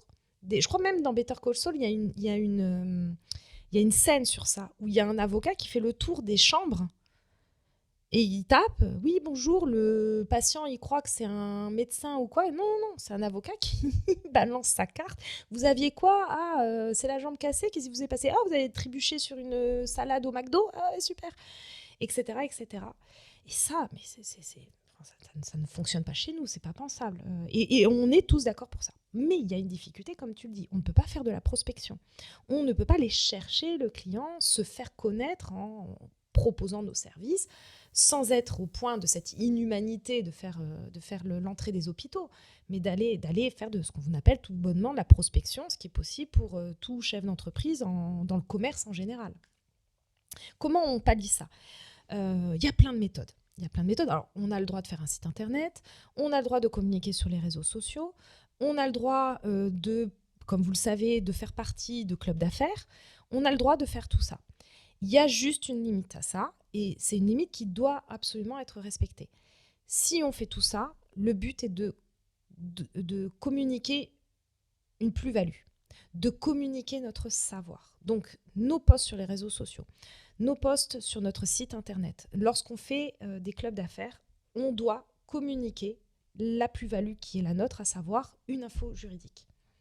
Sachez que une clause fondamentale dans un contrat, c'est celle-là. Sachez qu'un 369, ça peut être un bail commercial. Pourquoi 3 ans, 6 ans, 9 ans, ce sont les dates clés pour telle et telle raison. De communiquer sur une info juridique gratuitement, mais on communique l'info juridique. Et moi, je m'astreins à ne pas finir mes posts, notamment sur les réseaux sociaux, par « appelez-moi ». Non, je te donne une info, tu prends l'info, elle peut être utile et j'espère qu'elle t'est utile. Et un jour, si pour X raison tu as besoin de plus, tu m'appelles, tu prends rendez-vous et on suit le process client-avocat, qui est un process bordé. Il faut qu'il y ait une convention d'honoraires, il faut qu'elle soit signée, enfin voilà. Et le client n'a pas de surprise. Voilà. Ok, c'est très clair. Bon, à côté de ça, j'imagine qu'il y a quand même un avantage quand on est avocat, c'est que on doit être sûrement dans un annuaire une fois qu'on est avocat qui est accessible à tout le monde, non ? Sur le site du barreau, donc voilà. Chaque barreau, tu as un barreau par cour d'appel, donc tu as le barreau de Toulouse, barreau d'Albi, etc. Chaque barreau a un site internet et effectivement, il y a la liste des avocats. On est un peu nombreux à Toulouse. Donc moi, je suis à G. Je pense que je suis en page 25 de l'annuaire. Donc, ce n'est pas le site de l'ordre, ce n'est pas l'annuaire des avocats sur un barreau comme Toulouse, qui peut t'amener à ce que quelqu'un te contacte en tant que client. Les barreaux plus petits, ou les villes plus petites, ont cette possibilité, parce qu'il y a peu d'avocats et donc rapidement, tu es visible. En fait, tout est une question de visibilité. Tu vois, il faut être visible. Et aujourd'hui, visser une plaque avec son nom écrit avocat dessus à l'entrée de son immeuble, non, ça marche plus. C'est plus comme ça qu'on est visible. Et on est visible comment ? Effectivement, comme je te disais, sur les réseaux sociaux ou autres. Après, oui, l'ordre des avocats. Après, l'ordre des avocats permet plein de choses. Il y a les consultations gratuites. On s'inscrit sur une liste, donc c'est volontaire. Volontairement, en tant qu'avocat, tu veux bien être sur cette liste de consultations gratuites. Tu dis à l'ordre quels sont tes domaines de compétences. Et quand quelqu'un prend un bon de consultation gratuite sur le site de l'ordre, l'ordre répartit en fonction des disponibilités des uns et des autres et donc envoie la personne gratuitement venir au cabinet pour utiliser ce bon de consultation gratuite. Enfin, il y a des permanences, etc. Donc, il y a tout ce système aussi. Est-ce que tu peux faire du SEO ? Je le fais. Ok. Donc, tu peux faire en sorte d'être la première, le premier site web ou le premier profil qui sort sur Google si on cherche avocat Toulouse, par exemple. Je pense qu'il y a de la concurrence. Oui. Bien sûr, mais tu peux travailler. Oui. Pour Mon ça. référencement naturel. Alors, je le fais déjà. J'ai eu pas une déconvenue, mais donc il y avait un atelier sur ça, notamment sur l'utilisation du Google My Business. Alors, ça a changé de nom, mais enfin voilà. Et ils ont, pour rigoler, en caché là, enfin tu sais, en page internet. Navigation privée. Oui, voilà, en navigation privée. T'as vu un peu mon niveau en digital. Hein. Ils ont tapé Jessica Griset, avocat. Non, ils ont tapé avocat Toulouse by commercial. Bon, je ne suis pas ressortie en premier des pages, mais je suis ressortie en premier de la map. C'est déjà bien. Oui, mais je suis contente. Très bien. Oui. Mais alors, c'est dur, hein, le SEO. Et puis surtout quand t'as mon niveau que j'arrive même pas à dire en navigation privée, tu vois. Donc, C'est une vraie spécialité, mais ok. Donc, bon, c'est un exemple en tout cas de choses qui sont autorisées parce que là, on n'est pas dans de la prospection, on est sur de la visibilité. Exactement, mais par contre, acheter chez Oui, Google, des Google Ads, là. Et tout ça, non. a priori, La pub. non. C'est de la pub et a priori, non. Par contre, faire du personal branding sur Instagram et te montrer en train de travailler sans montrer ton écran, ça tu peux faire. Oui, totalement. Je le fais. Mais bon, voilà. Moi, je fais surtout des blagues sur Insta. Voilà. Ah, quelle est la décision la plus difficile que tu as eu à prendre ? Donc difficile ou complexe ? La première, c'est de monter mon cabinet. Saut dans le vide. J'ai commencé. J'avais 3 dossiers, dont 2 finis, donc j'avais plus de dossiers, et un qui est en train de se finir. Je suis partie. Ouh, allez, on y va. Youpi, j'adore ça. Et ma mère me l'a rappelé récemment. Elle m'a dit, non mais le plus grand saut dans le vide que t'aies fait, c'est quand même aller t'installer à ton compte. Carrément. Et elle m'a dit, et pourtant ? Ah bah oui, pourtant, 1, j'ai survécu, 2, j'ai vécu malgré tout. Enfin bon, voilà, tout s'est bien passé. Hein. Mais comment tu peux avoir des dossiers si t'as pas de cabinet, t'es pas à ton compte ? Mais c'est ça. C'est ça, en fait, c'est toute la difficulté. J'étais collaboratrice, en fait, d'un cabinet avant, tu vois. Et donc, forcément, la situation de collaborateur fait que c'est beaucoup plus difficile d'avoir des dossiers, d'où le fait que je n'en avais que 3. Par contre, dès l'instant où, effectivement, j'étais à mon compte, que j'ai mis en place tout le système, donc j'ai commencé par les réseaux de clubs d'affaires, et puis après, mon site internet, après le Covid, etc. Mais avant d'en arriver là, effectivement, j'avais rien. Mais avant, il n'y a pas des clauses de non-concurrence quand tu es dans la pratique de quelqu'un d'autre et que tu peux emporter tes dossiers avec toi ? Alors, quand tu es collaborateur, quand tu travailles le dossier que l'avocat avec qui... C'est de la sous-traitance, en fait. Donc, l'avocat, quand il te confie ses dossiers à lui, donc ses clients, c'est ses clients. D'accord ? Et effectivement, hors de question de récupérer ses clients. Et encore aujourd'hui, si, par hasard, un client de cet avocat venait à me contacter, je préférais vraiment... J'aurais le droit s'il me contacte comme ça spontanément. Mais moi, personnellement, je préférais vraiment qu'il aille voir quelqu'un d'autre. Voilà, c'est vraiment une question, en tout cas, moi, d'honneur vis-à-vis de la situation. Donc, oui, il n'y a pas de concurrence. Parce que c'est ses clients qui me sous-traitent. Donc, j'existe pas, moi, d'ailleurs, vis-à-vis des clients. Voilà. En tant que collaborateur, effectivement, on n'a pas trop cette existence. Mais le statut de collaborateur avocat, permet de développer sa clientèle en parallèle, sa clientèle personnelle. Et on a le droit de recevoir nos clients dans le bureau, dans le cabinet de l'autre, en fait. Comment ça marche ? C'est une partie du temps, un pourcentage du temps que tu peux leur accorder ? Ou alors, si on ne te donne pas de travail, là, tu dis « Ah, super, je peux en prendre un pour moi ». Comment ça marche ? Alors, Donc, si des personnes de l'ordre des avocats de Toulouse ou d'ailleurs m'écoutent, ou le Conseil national des barreaux m'écoute, je vais répondre que la pratique, ce qu'est la pratique. D'accord ? La pratique, pas généralisée, hein, dans le sens où, par chance, il y a beaucoup de cabinets et beaucoup d'avocats qui jouent le jeu et qui sont super sur ce point-là. Mais ce n'est pas le cas de tout le monde.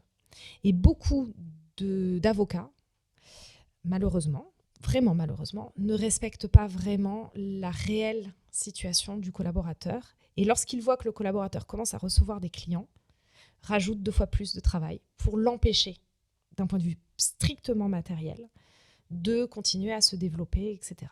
D'accord ? C'est comme ça. C'est malheureusement la déviance de ce contrat de collaboration. Tout le monde est au courant, hein. Tout le monde sait, c'est un secret de polichinelle là, que je suis en train de révéler. D'où le fait que je le dise. Heureusement, ce n'est pas le cas de tout le monde. Il y a des avocats qui ont des collaborateurs et qui les traitent très bien, respectent parfaitement la situation, les rémunèrent parfaitement bien et où ça se passe très bien. Et c'est simple, hein. On les connaît. On les connaît comment ? Parce que leurs collaborateurs restent. Voilà, tout simplement. Quand ça se passe bien, le collaborateur est ravi parce qu'il a une rétrocession fixe.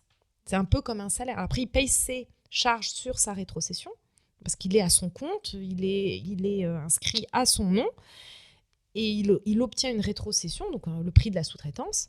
Et sur ce montant-là, il paye ses cotisations. D'accord ? Mais il a tous les mois une rétrocession. Il a une régularité, une sécurité financière, ce que l'avocat n'a pas. Enfin, moi, je ne l'ai plus, cette sécurité. Ça fait 4 ans qu'elle n'existe plus. Mais c'est pas grave. Donc voilà. Ce qui serait bien, et il y a beaucoup de réflexions au niveau national chez les avocats sur cette question, comment faire évoluer de façon cohérente ce contrat de collaboration pour qu'il soit mieux respecté, que soit plus équilibré, etc. Moi, j'ai une réponse, mais elle est la mienne, et ça n'engage absolument pas la profession. Ma réponse en tant que Jessica Grisier, c'est de dire qu'il ne faut plus de contrat de collaboration. Il faut faire de la sous-traitance, du vrai contrat de sous-traitance, avec, comme tu l'as exactement dit de façon spontanée, un pourcentage de temps, un nombre de dossiers. Voilà, je te prends en sous-traitance, tu me feras 10 dossiers par mois. Ou 10 procédures, ou 10 actes. Donc 10 actes, tu fais 5 conclusions, 5 assignations par mois maximum. Et je te rémunère tant soit par action, soit tant de façon fixe, etc. Enfin, voilà. Alors, il y aura des déviances, hein, même sur un système comme celui-là. Voilà. Mais la collaboration, c'est du salariat déguisé. Oui, parce qu'en fait, aujourd'hui, il n'y a pas de CDI. Quand on est avocat, on ne peut pas être dans un cabinet en tant que salarié. Il y a des cabinets qui ont des salariés. Fidal, par exemple. C'est un cabinet qui a des avocats salariés. Donc, ils sont plutôt orientés droit des sociétés, fiscalité. Ils font beaucoup de conseils. Donc, effectivement, leurs collaborateurs sont salariés. D'accord ? Donc, oui, c'est possible. Le salariat fait partie de la profession. J'ai un avis un peu mitigé sur la situation du salarié, mais puisque tout ce que je vous ai expliqué aussi, c'est qu'on prête serment d'indépendance. Or, être salarié n'est pas être indépendant. Donc, je suis assez mitigée sur ce fonctionnement. Pour autant, c'est une solution, effectivement, d'être salarié. Après, c'est un coût. Enfin, on sait quel est le coût du salariat. C'est assez important en France. Et donc, il faut avoir la structure et le background financier et de clientèle qui le permettent aussi. Donc, c'est pas évident. Okay. Et là, en l'occurrence, c'est encore plus difficile de développer sa propre clientèle parce que quand on est salarié... On n'a pas le droit. Quand là, par contre, salarié, c'est l'entreprise qui est... et du coup, comment dire, c'est les avocats, j'imagine, qui sont à la tête de l'entreprise, qui sont clients, qui récupèrent tous les clients. Ah oui, et surtout, le contrat de salariat, quand avocat salarié d'une structure d'avocats, il n'y a plus de possibilité de créer sa clientèle. Ce n'est plus possible. Non, ce n'est plus possible. Tu avais une deuxième décision à nous partager ? Eh bien, la deuxième situation, c'est de dire non. Ou de pas garder, ou de laisser partir un client, enfin, plus ou moins volontairement. C'est de me dessaisir d'un dossier. Volontairement, parfois, parce que la relation... Donc, je parlais de la confiance avec le client. Quand cette confiance est rompue, j'ai le droit en tant qu'avocat, si réellement cette confiance est manifestement rompue par un mail ou un SMS d'un client, insultant, déplacé, ou qui remet en cause une décision, ou qui remet en cause le conseil, cela m'ouvre droit en tant qu'avocat de dire la relation de confiance établie entre nous a été rompue, je suis absolument désolée, donnez-moi le nom d'un confrère qui succédera à mon dossier et je lui transmettrai l'intégralité du dossier. Mais je ne peux plus poursuivre votre défense, votre conseil, je ne peux plus poursuivre avec vous. Et ça c'est dur. C'est complexe, c'est dur, mais il y a des situations où on ne peut plus faire autrement parce que ça ne marche plus. Et il faut que ça marche avec le client, ce n'est pas possible autrement. Donc oui. Et puis j'ai en tête une situation en plus violente dans le sens, donc j'ai fait un recours à mon bâtonnier pour qu'il sache la situation, au cas où il y ait des conséquences. À mon bâtonnier, oui. Alors, oui, pardon. L'ordre des avocats, l'avocature est organisée de façon ordinale, c'est-à-dire par un ordre. Et le chef de notre ordre, c'est un bâtonnier. Donc le mot bâtonnier vient du bâton, mais non pas le bâton pour nous taper, même si ça peut arriver, mais du bâton de berger qui amène le troupeau à. Bref. Il y a des références très très vieilles et très anciennes, mais bon, par exemple, la robe d'avocat, c'est une toge, en fait. Donc voilà, il y a des références anciennes et voilà. Ok. Et donc, le bâtonnier est élu par les avocats en exercice du barreau. Donc à Toulouse, on a un barreau, puisqu'on a une cour d'appel. Donc chaque cour d'appel a un barreau. Le barreau de Toulouse est organisé en ordre, donc l'ordre des avocats. Au sein de cet ordre, on a élu un bâtonnier qui est là pendant 2 ans, et ensuite qu'on peut réélire qu'une seule fois, et puis ensuite c'est quelqu'un d'autre, etc.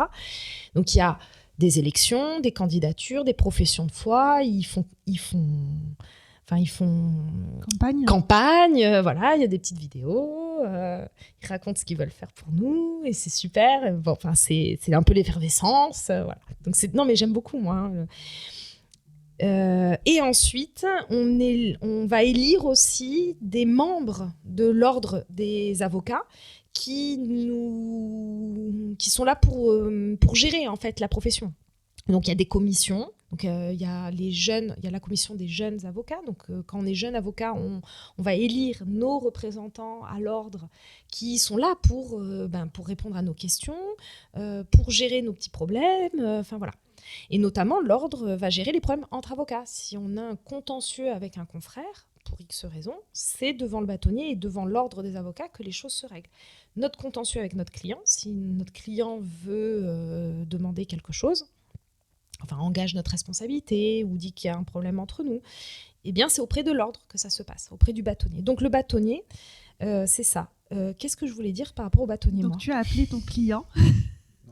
J'ai appelé le bâtonnier. Je l'ai appelé. J'ai envoyé un mail. Il n'y avait pas besoin. Bon. Mais au cas où la situation dérape grandement, aussi pour me protéger d'un point de vue professionnel et même physique, j'ai un client qui, l'an dernier, n'a pas été d'accord. La difficulté était la suivante. Il a envoyé un mail. Il m'a appelé le vendredi. Il m'a envoyé un mail dans le week-end et je ne l'ai rappelé que lundi en fin de matinée pour répondre à sa question du vendredi soir. Rien de choquant ? Non. Mais c'était choquant pour lui. Je lui avais manqué de respect. Je n'avais pas pris le temps de répondre à son appel, ni de lui envoyer un SMS suite à ses envois de SMS pendant le week-end. Mon téléphone était coupé. Et en plus, même sur Google, quand on va voir justement ma fiche Google, c'est marqué que je ne travaille ni les week-ends ni les jours fériés. Donc, je suis très transparente sur l'ouverture même officielle de mon cabinet. Voilà. Ça lui a pas plu. Et donc, il s'est pointé le lundi après-midi. Donc, je l'appelle. Il s'énerve au téléphone. Je lui dis, écoutez, d'abord, vous ne me parlez pas sur ce ton. Arrêtez de me crier dessus. Parce qu'il me crie dessus. Et je lui dis au téléphone, écoutez, la situation devient intolérable entre nous. Le lien de confiance est rompu. Je vous rends votre dossier. Trouvez un confrère qui vous défende. Et moi, je lui transmets le dossier et je raccroche. Et au moment où je raccroche, il me dit, ça va pas se passer comme ça, je passe. Et il passe au cabinet l'après-midi. Très, très, très énervé. Et j'ai eu très, très peur. Bon, il ne s'est rien passé, mais effectivement, il était dans un état de colère. Voilà. Donc ça a hurlé, machin. Il a pris la chaise, il l'a secouée. Je me suis dit, ça y est, soit je me la prends, soit le mur la prend, soit quelque chose le prend. Et à l'issue de cette situation, pour couvrir, 1, ma responsabilité, et 2, potentiellement, plus ou moins, enfin bon, le bâtonnier n'allait pas envoyer les flics me protéger, mais qu'il y ait une trace de la relation conflictuelle et violente, j'ai fait donc un courrier à mon bâtonnier, parce que le bâtonnier est soumis au même secret professionnel que moi, évidemment. Donc c'est la seule personne à qui je peux raconter l'histoire d'un dossier concrètement. Donc j'ai repris l'historique de tout le dossier. Donc ce client a bien sûr bousillé mon lundi pour le traitement des dossiers de mes autres clients, n'est-ce pas? Et donc j'ai passé l'après-midi à reprendre tout l'historique du dossier, à quel moment il m'a contacté, à quel moment on a eu des rendez-vous, qu'est-ce qui s'est passé, qu'est-ce que j'ai fait pour lui, quelles ont été ses demandes, et à quel stade la situation est partie en vrille en fait. Et donc capture d'écran de tous les textos, récupération de tous les messages, etc. Et pièce jointe de l'ensemble. Envoie au bâtonnier en disant, voilà, j'ai dû rompre le contrat avec ce client, voilà ce qui m'est arrivé. Et dans l'hypothèse où mon cabinet subirait une violence, parce que ça arrive, des cabinets qui brûlent, par exemple, sachez que je suis face à cette situation. Donc, potentiellement, on peut savoir ce qui peut se passer si ma porte est fracturée, si le cabinet prend feu, voilà. Non, mais c'est pas une blague. Donc j'ai fait ça, il ne s'est rien passé. Depuis, vu que c'est un commerçant, je traverse, quand je passe dans le quartier, je ne passe jamais devant le commerce, je passe sur le trottoir d'en face, je sais pas une blague. Voilà, donc ça arrive. Heureusement, pas à chaque fois. Mais c'est la situation la plus délicate. Sur votre question, c'est ça. Bon, là, c'était un extrême. Mais c'est délicat. C'est délicat de ne pas prendre un client ou de se séparer d'un client parce que la situation est compliquée. Enfin, humainement compliquée. Pour le coup, je suis en train de penser, toi, tu as un cabinet à toi toute seule. Toutes les personnes, pas forcément avocates, j'imagine, qui travaillent de chez eux et l'adresse de leur entreprise, c'est l'adresse de leur domicile. Mm-hmm. Enfin, à un moment, ils sont exposés à tout client insatisfait, tout salarié insatisfait. Enfin, oui, ça fait peur ce que tu racontes. Oui, après, si tu as Et on n'a pas tous un bâtonnier. Non. Après, bon... En fait, il faut aussi comprendre que nous, on a forcément un profil clientèle compliqué dans le sens, par nature compliqué, dans le sens où on a forcément quelqu'un qui a un problème. Donc, je ne vois jamais personne qui ne soit pas en situation de stress. Tous mes clients, sans exception, ont un problème et sont stressés et ne vont pas bien et ça leur va pas et c'est urgent et il faut que je réponde aux problèmes et tout de suite. Tous, sans exception. Après, sûrement vous aussi, mais voilà, moi, mon problème, c'est à chaque fois, c'est quand que j'ai l'argent, c'est quand que ça arrive, c'est quand que c'est décidé, mais pourquoi le juge traîne ? C'est quand que j'ai la réponse. Voilà. Donc, ça amène beaucoup plus potentiellement que dans d'autres activités ou d'autres professions. Et donc, je pense que les entrepreneurs qui domicilient leur activité dans leur domicile auront quand même beaucoup moins de contexte conflictuel comme celui-là que effectivement un avocat ou un huissier, les pauvres, ou un notaire. C'est des situations professionnelles beaucoup plus anxiogènes que, je sais pas moi, que des sites web, quoi. J'allais donner cet exemple, exactement. Comme ceux qui font du branding, c'est un peu moins stressant. Et puis, ils reçoivent beaucoup moins le client aussi au sein de leur domicile éventuel. Après, ça me fait penser, n'hésitez pas à regarder sur mes réseaux sociaux le post que j'ai fait sur cette question. Parce que mettre le siège social de son entreprise, si on se met en société, URL, SASU, dans son lieu de vie, implique de vérifier quand même que c'est possible. Notamment si on est locataire. Voilà, donc j'ai fait un petit post sur ça. Voilà. Allez le regarder parce que, il faut, avant de décider ça, il faut le vérifier. Ça, c'est important. Du coup, Jessica, maintenant, quel est le secret de ta résilience ? Tu es passée par des moments difficiles, tu nous l'as dit. Qu'est-ce qui fait que tu as continué à te lever les matins, à aller au boulot ou pas, puisqu'il y avait le Covid, donc. Mais en tout cas, te préparer pour travailler. Qu'est-ce qui fait que tu es encore là aujourd'hui, en tant qu'indépendante en tout cas ? Alors, beaucoup de café, beaucoup de vin blanc. Non, ça, c'est plus pour la blague. Consommer avec modération. Oui, voilà, c'est la blague. Mais beaucoup de café, ça, c'est sûr. Et l'humour. Bon, ça, c'est aussi ma nature. Enfin, en gros, voilà. Ça, c'est ma nature. Voilà, voilà. Et ça, c'est quand même, à mon avis, le plus important. Un entourage de confiance, sain, et qui croit en vous. Voilà. Sans ça, moi, j'aurais pas réussi. Donc, sans mon humour, sans mon envie de rire, sans mes parents, sans mon entourage proche, sans mes tantes, mes cousines, enfin voilà. Sans tout cet entourage bienveillant qui croit, qui soutient, qui sert, pose la question « Alors, ton cabinet, comment ça va ?» Mais si je lui réponds « C'est la galère en ce moment », il n'y a pas de « Ah ouais ?» comme les personnes qui arrivent à Noël à 30 ans encore célibataires. Hein. Mais t'as pas trouvé quelqu'un, t'es toujours célibataire. Bon, voilà, ces phrases complètement. Bon, j'ai pas vécu ça. J'ai pas vécu de ah non, t'es avocat et ça va pas. Non. Au contraire, c'est vas-y, raconte, tu vois, en quoi je peux t'aider. Ah attends, tu sais, moi, j'ai pensé à ça. Enfin bon, je sais pas, moi. Après, les conseillers ne sont pas les payeurs, comme on dit, mais même si le conseil, je vais pas le suivre, mais il a été fait. Sûrement gentiment et sûrement avec plein de bonne volonté, quand bien même il ne soit pas toujours adapté ou pas applicable. Mais par exemple, un exemple tout bête, Noël dernier, donc là je me suis orientée sur ma communication sur les réseaux sociaux, très très axée sur les films. Voilà, je ne sais pas si vous l'avez vu. Et donc j'utilise beaucoup d'images connues de films, voilà. Et donc ma cousine qui est très très qui adore les films, qui est cinéphile, je lui dis, donc on est à Noël, on fait l'apéro chez elle, voilà, on discute, machin, je prends mon téléphone, j'ouvre une note et je fais, bon alors Laetitia, vas-y, donne-moi une liste de films, et tu vois, genre gangster, avocat, oui, c'est lié, non, je rigole. Je lui dis des séries avec des avocats, avec du business, des films business, vas-y, sors-moi la liste, sors-moi. Et alors là, j'étais là, non, stop, attends, ralentis, j'ai pas le temps de taper. Elle m'a sorti une liste, j'ai une liste énorme, mais vraiment énorme. Alors là, j'ai un background. J'adorerais te voir commenter une série coréenne que je regarde sur un cabinet d'avocats. Oui. Je serais ravie d'avoir une lecture française. Et du coup, c'est quoi le nom de la série, du coup ? Ah non, de tête, je suis incapable de dire. On parle pas coréen, c'est ça.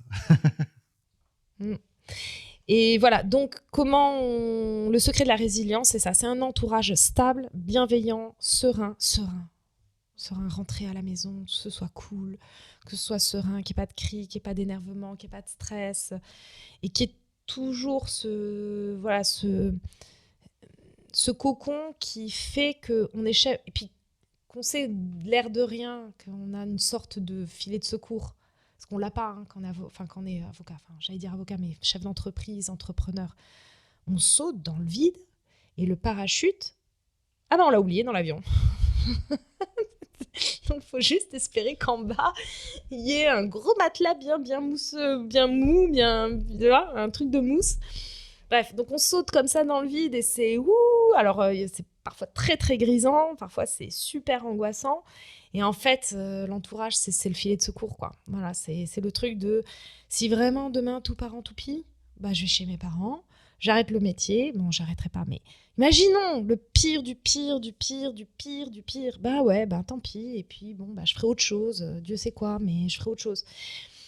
Et je sais que j'ai cette autorisation de mon entourage. Arrête. D'ailleurs, quand il y a eu ce client compliqué là, j'ai eu ma mère au téléphone et ma mère, elle m'a trop fait rire. Elle a hurlé au téléphone. Elle fait quoi ? Ma fille, t'as pas fait toutes ces études pour qu'on te traite comme ça. T'arrêtes demain, tu feras autre chose, mais t'arrêtes tout de suite ce métier. C'était génial. Je fais, non maman, moi je veux pas arrêter. Mais voilà, ce filet de secours de cet entourage. Et puis après, voilà, comme vous, il faut rire, surtout du pire. Faut rien prendre au sérieux, même si on fait les choses sérieusement. Ne pas se prendre au sérieux. C'est tous les matins, on est tous pareils, on est des êtres humains, on se lève, on a mal à la tête, on se couche, on en a marre, on râle, machin, on fait la fête. on est tous identiques. Donc, en fait, faut faire les choses, faut bien les faire avec respect. Et puis voilà. Et c'est comme ça que je survis. Jusqu'au jour où peut-être que je serai réinterviewée dans, je sais pas moi, dans 5 ans et que je vous dirai, j'en ai eu jusque-là. Et ma résilience, c'était de tout laisser tomber. Alors, j'ai une question là, qui vient de me traverser l'esprit par rapport justement à ce côté un petit peu détendu. Est-ce que ça existe, le fait que, par exemple, tu te retrouves du coup devant le juge en train de défendre un dossier, il y a un autre avocat en face qui défend le dossier conflictuel est-ce que une fois que avoir joué le jeu, joué la colère, etc., tu peux retrouver à boire un coup avec cet avocat juste après, à plaisanter et tout est oublié? Ah ben totalement. Pas plus tard que le mois dernier, effectivement, au tribunal de commerce, on a plaidé, mon confrère. Donc je me suis énervée, faussement.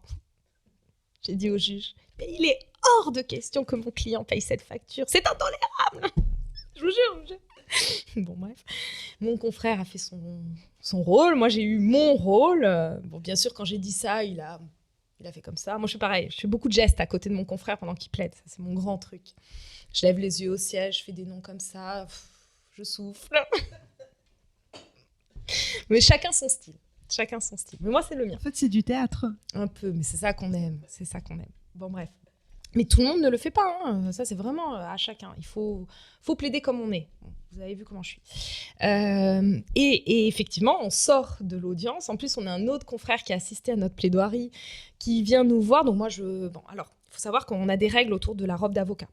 On ne met ni n'enlève la robe dans à l'intérieur de la salle d'audience. Par respect pour le tribunal et le juge, on le fait toujours à l'extérieur de la salle.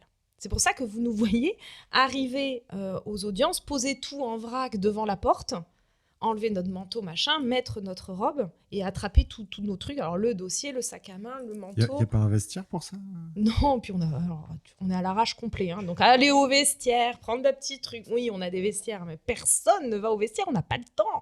On est tellement, tu vois. Enfin, moi, j'arrive toujours au dernier moment, en mode sur le ventre. En mode pingouin tous les matins, quoi.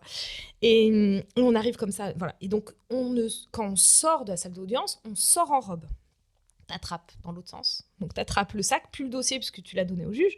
T'attrapes le sac, t'attrapes ton manteau, tu prends ton stagiaire, et tu sors. Et c'est là que tu enlèves ta robe et que tu te remets en civil, d'accord ? Et donc, bien sûr, je me retrouve, après avoir plaidé contre mon confrère, dans ce qu'on appelle la salle des pas perdus. Parce qu'on perd nos pas, là. Donc devant la porte du tribunal, et en fait on s'est fait houspiller par le greffier parce qu'on parlait tellement fort à la porte du tribunal en rigolant avec mon confrère de ci, de ça, de sa cliente, du mien, enfin on rigolait de la situation parce que en gros en sortant il me dit vous aviez tellement raison, mon Dieu, mais je lui ai dit à ma cliente qu'il fallait qu'elle arrête de faire ça, hein. Je dis oui, c'est bien, bonne idée de voilà. Et du coup, on a rigolé du dossier. Le confrère, c'est la seule personne avec qui tu peux parler du dossier. Complètement. Mais je partage mes locaux, donc plus avec les filles avec qui j'étais en 2020, mais avec d'autres consoeurs aujourd'hui. Et on a le droit entre nous de parler de tout, d'absolument tout, puisqu'on est tous soumis au même secret professionnel. C'est un peu la raison pour laquelle vous trouvez beaucoup de couples avocats. Parce qu'effectivement, voilà, sinon on peut pas. Alors, on a le droit, regardez, je parle de choses, de ma vie, mais je donne pas les noms, je n'ai donné aucune circonstance, vous savez même pas de quel dossier on parle, vous savez juste que c'est au tribunal de commerce. Voilà, même le nom de mon confrère, je vous le donnerai pas, en l'occurrence. Donc voilà, et donc on papote, machin et tout. Et là, il me sort justement, c'était très rigolo, il me dit... Mais vous, consoeur, est-ce que, justement, vous n'avez pas d'impayé ? Est-ce que vous faites signer tous vos contrats à vos clients ? Bah oui. Et là, il est resté. Il fait, mais non, mais moi, avec la confiance, et puis le client, il arrive, il faut travailler dans l'urgence. Non, parce que si je dis à mes clients, à moi, commerçant, de ne pas faire cette bêtise, pourquoi j'irais la faire moi ? Donc non. Moi, je travaille comme ça. Moi, je fais signer mes clients et je sais qu'on est d'accord sur mon tarif et je sais qu'ils savent et qu'ils ont compris. Et urgence ou pas urgence, c'est comme ça. Voilà. Ah, il était, ah ouais, quand même. Ah ben voilà. Ah oui, voilà. Et donc on se marre. Enfin, bref, on se marrait. Donc oui, on peut aller boire un coup ou en tout cas discuter à la porte du tribunal. Et surtout, fondamental, se saluer. On se salue toujours. Avant de rentrer, quand on sort, un petit signe de tête, ou si on se connaît vraiment. Alors, c'est pareil, on ne se fait jamais la bise en robe. Enfin, on se serre pas la... Alors, les hommes se serrent la main, mais ils interdisent de faire la bise. Donc maintenant, il y a un peu plus de parité, entre guillemets, sur cette question. On ne fait pas de démonstration d'affection quand on porte la robe. Mais bien sûr, on se salue de la tête. Par contre, une fois qu'on a enlevé la robe, on peut se faire la bise, aller boire des coups, voilà. Mais il y a des avocats qui boivent des coups avec les juges aussi, et c'est pas interdit. On a le droit d'être amis avec les gens. Après, voilà, il faut avoir quand même une limite professionnelle, respecter la situation, respecter l'indépendance, respecter le fait de ne pas parler des dossiers, voilà. Mais oui, bien sûr. Oui, parce que je me dis, potentiellement, même vis-à-vis du client, ça doit être difficile de voir que son avocat est en train de discuter joyeusement avec l'avocat de l'adversaire, non? Je sais pas. C'est compliqué pour eux. Alors, en l'occurrence, nos clients n'étaient pas là. Les clients, parfois, veulent venir aux audiences s'ils veulent absolument. C'est leur droit, le plus strict. Pendant les périodes Covid, on leur expliquait qu'ils ne pouvaient plus. Bon, voilà. Mais là, en l'occurrence, tout ce temps complètement dingue est passé, donc ils peuvent venir s'ils le veulent. Moi, j'ai tendance à expliquer à mes clients que ce n'est pas nécessaire. D'une part, parce que je suis mandatée pour faire mon job et que, voilà. Si vraiment ils veulent, bien sûr, mais bon, c'est pas nécessaire. C'est pas nécessaire, pourquoi ? Parce que vous voyez les mignons, là, et puis sur les réseaux sociaux, tous les sons qu'il y a sur Insta avec les mignons papoy, papoy, papoy. Bon, quand ton client vient voir les plaidoiries, c'est ça qu'il entend. Enfin, c'est très codifié, c'est très théâtralisé, et le client, il comprend, bien sûr, c'est son dossier, etc. Mais l'air de rien, pour lui, c'est ça. C'est pas quelque chose de vraiment commun pour lui. Voilà. Donc, c'est presque dommage et c'est ultra frustrant pour lui. Pourquoi ? Parce que ça, c'est aussi notre rôle en tant qu'avocat du client, mais en tant qu'avocat en général, d'expliquer aux gens que la décision de justice n'est pas rendue sur l'audience, sauf en droit pénal. Mais dans toutes les autres matières, le juge prend des notes, on lui donne le dossier, donc on plaide, il prend les notes, on lui donne chacun le dossier, et là, il dit délibéré à la date due. Voilà, donc il ne se passe rien. Donc on ressort et puis on est tous comme ça, quoi. C'est pour ça que le client qui dit comment ça s'est passé, alors je ne sais pas si ça s'est bien passé ou si ça s'est mal passé. En tout cas, je peux dire que ça s'est passé. Voilà, en gros, c'est ça. Et donc voilà, donc oui, c'est frustrant, mais par chance, entre guillemets, ils ne sont pas là pour le voir. Et s'ils sont là, on ne le fait pas. Évidemment, on ne le fait pas devant eux, par respect, voilà, exactement. Mais ta question est tout à fait légitime, parce que mon grand-père, du côté paternel, dans le cadre d'une association, ils ont eu besoin... Bon, ça s'est déroulé en Suisse, hein, l'histoire, mais bon, la juridiction suisse et le fonctionnement des avocats, c'est le même. Hein. Et dans le cadre de son association, ils avaient fait un recours. Bon. Et donc, lui, par contre, puis bon, c'est quelqu'un de très... Bon, suisse, hein, d'accord. Et j'ai pas trop pris de mon père, hein, j'ai plus pris de ma mère espagnole. Hein. Et donc, du coup, mon grand-père, évidemment, a eu envie d'aller voir comment ça se passait. Donc, il est allé au tribunal, il avait son avocat, qui le suivait comme ça. J'imagine qu'il avait pris une petite mallette. Voilà. Et plusieurs années plus tard, c'est une histoire qui date des années, peut-être fin 80, début des années 90, hein, cette histoire. Bon. Donc moi, j'étais minote, hein, j'étais certainement pas encore avocat, et je ne l'imaginais pas d'ailleurs. Et donc, des années plus tard, je fais mon droit, je lui explique que je veux devenir avocat, etc. Je suis salariée d'un cabinet d'avocats, donc voilà. Et là, il me sort ça. Il me dit ah non, mais vous, les avocats, vous êtes des fauchetons. Parce que, quand moi j'ai eu besoin d'un avocat, je suis allée au tribunal avec lui pour l'audience, et il a fait la bise à son confrère avant de rentrer à l'audience. Et je lui fais mais tu salues pas tes collègues, toi, quand tu rentres au boulot ? Il dit ça n'a rien à voir. Bah si, c'est son collègue, enfin c'est même son confrère. Donc bon bref, et donc on a eu une longue discussion sur ça et j'ai pris conscience, alors que je n'étais pas encore avocat à ce moment-là, qu'il y avait cette image et que c'était compliqué. C'est aussi oui, pour ça il y a des camps en fait. Oui, vu du client, il y a des camps. Mais je comprends. Mais nous, on est confrères. On défend l'intérêt du camp de nos clients, mais nos clients ne sont pas nous. Je ne suis pas eux et ils ne sont pas moi. je les représente.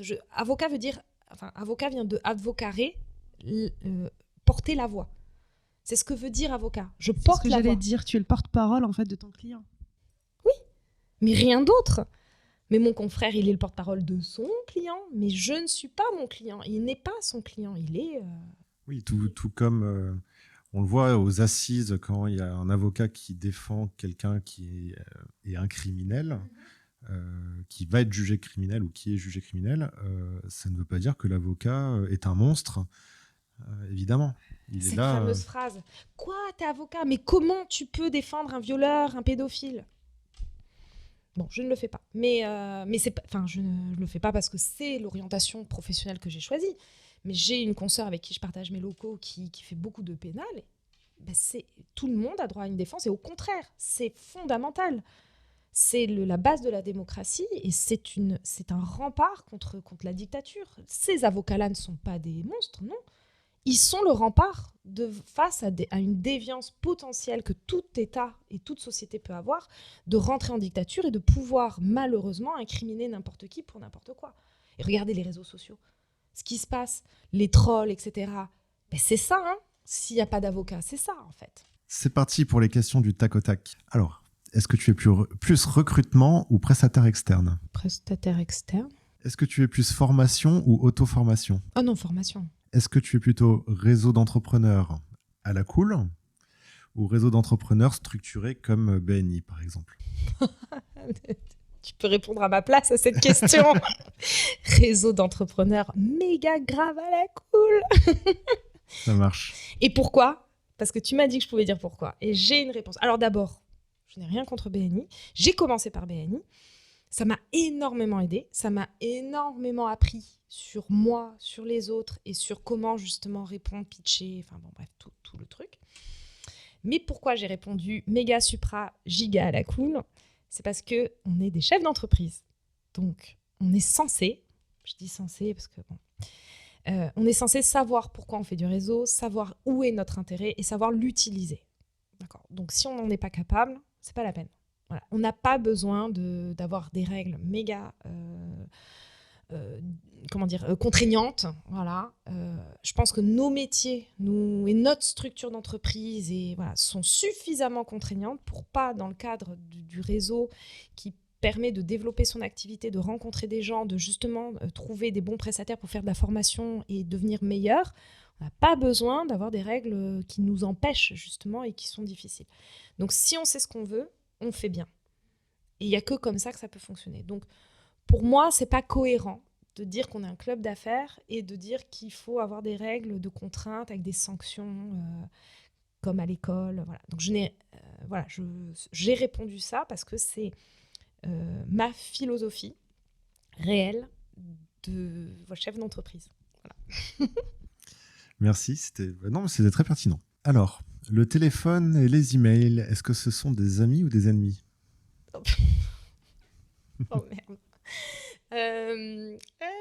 Ennemi Non mais les deux.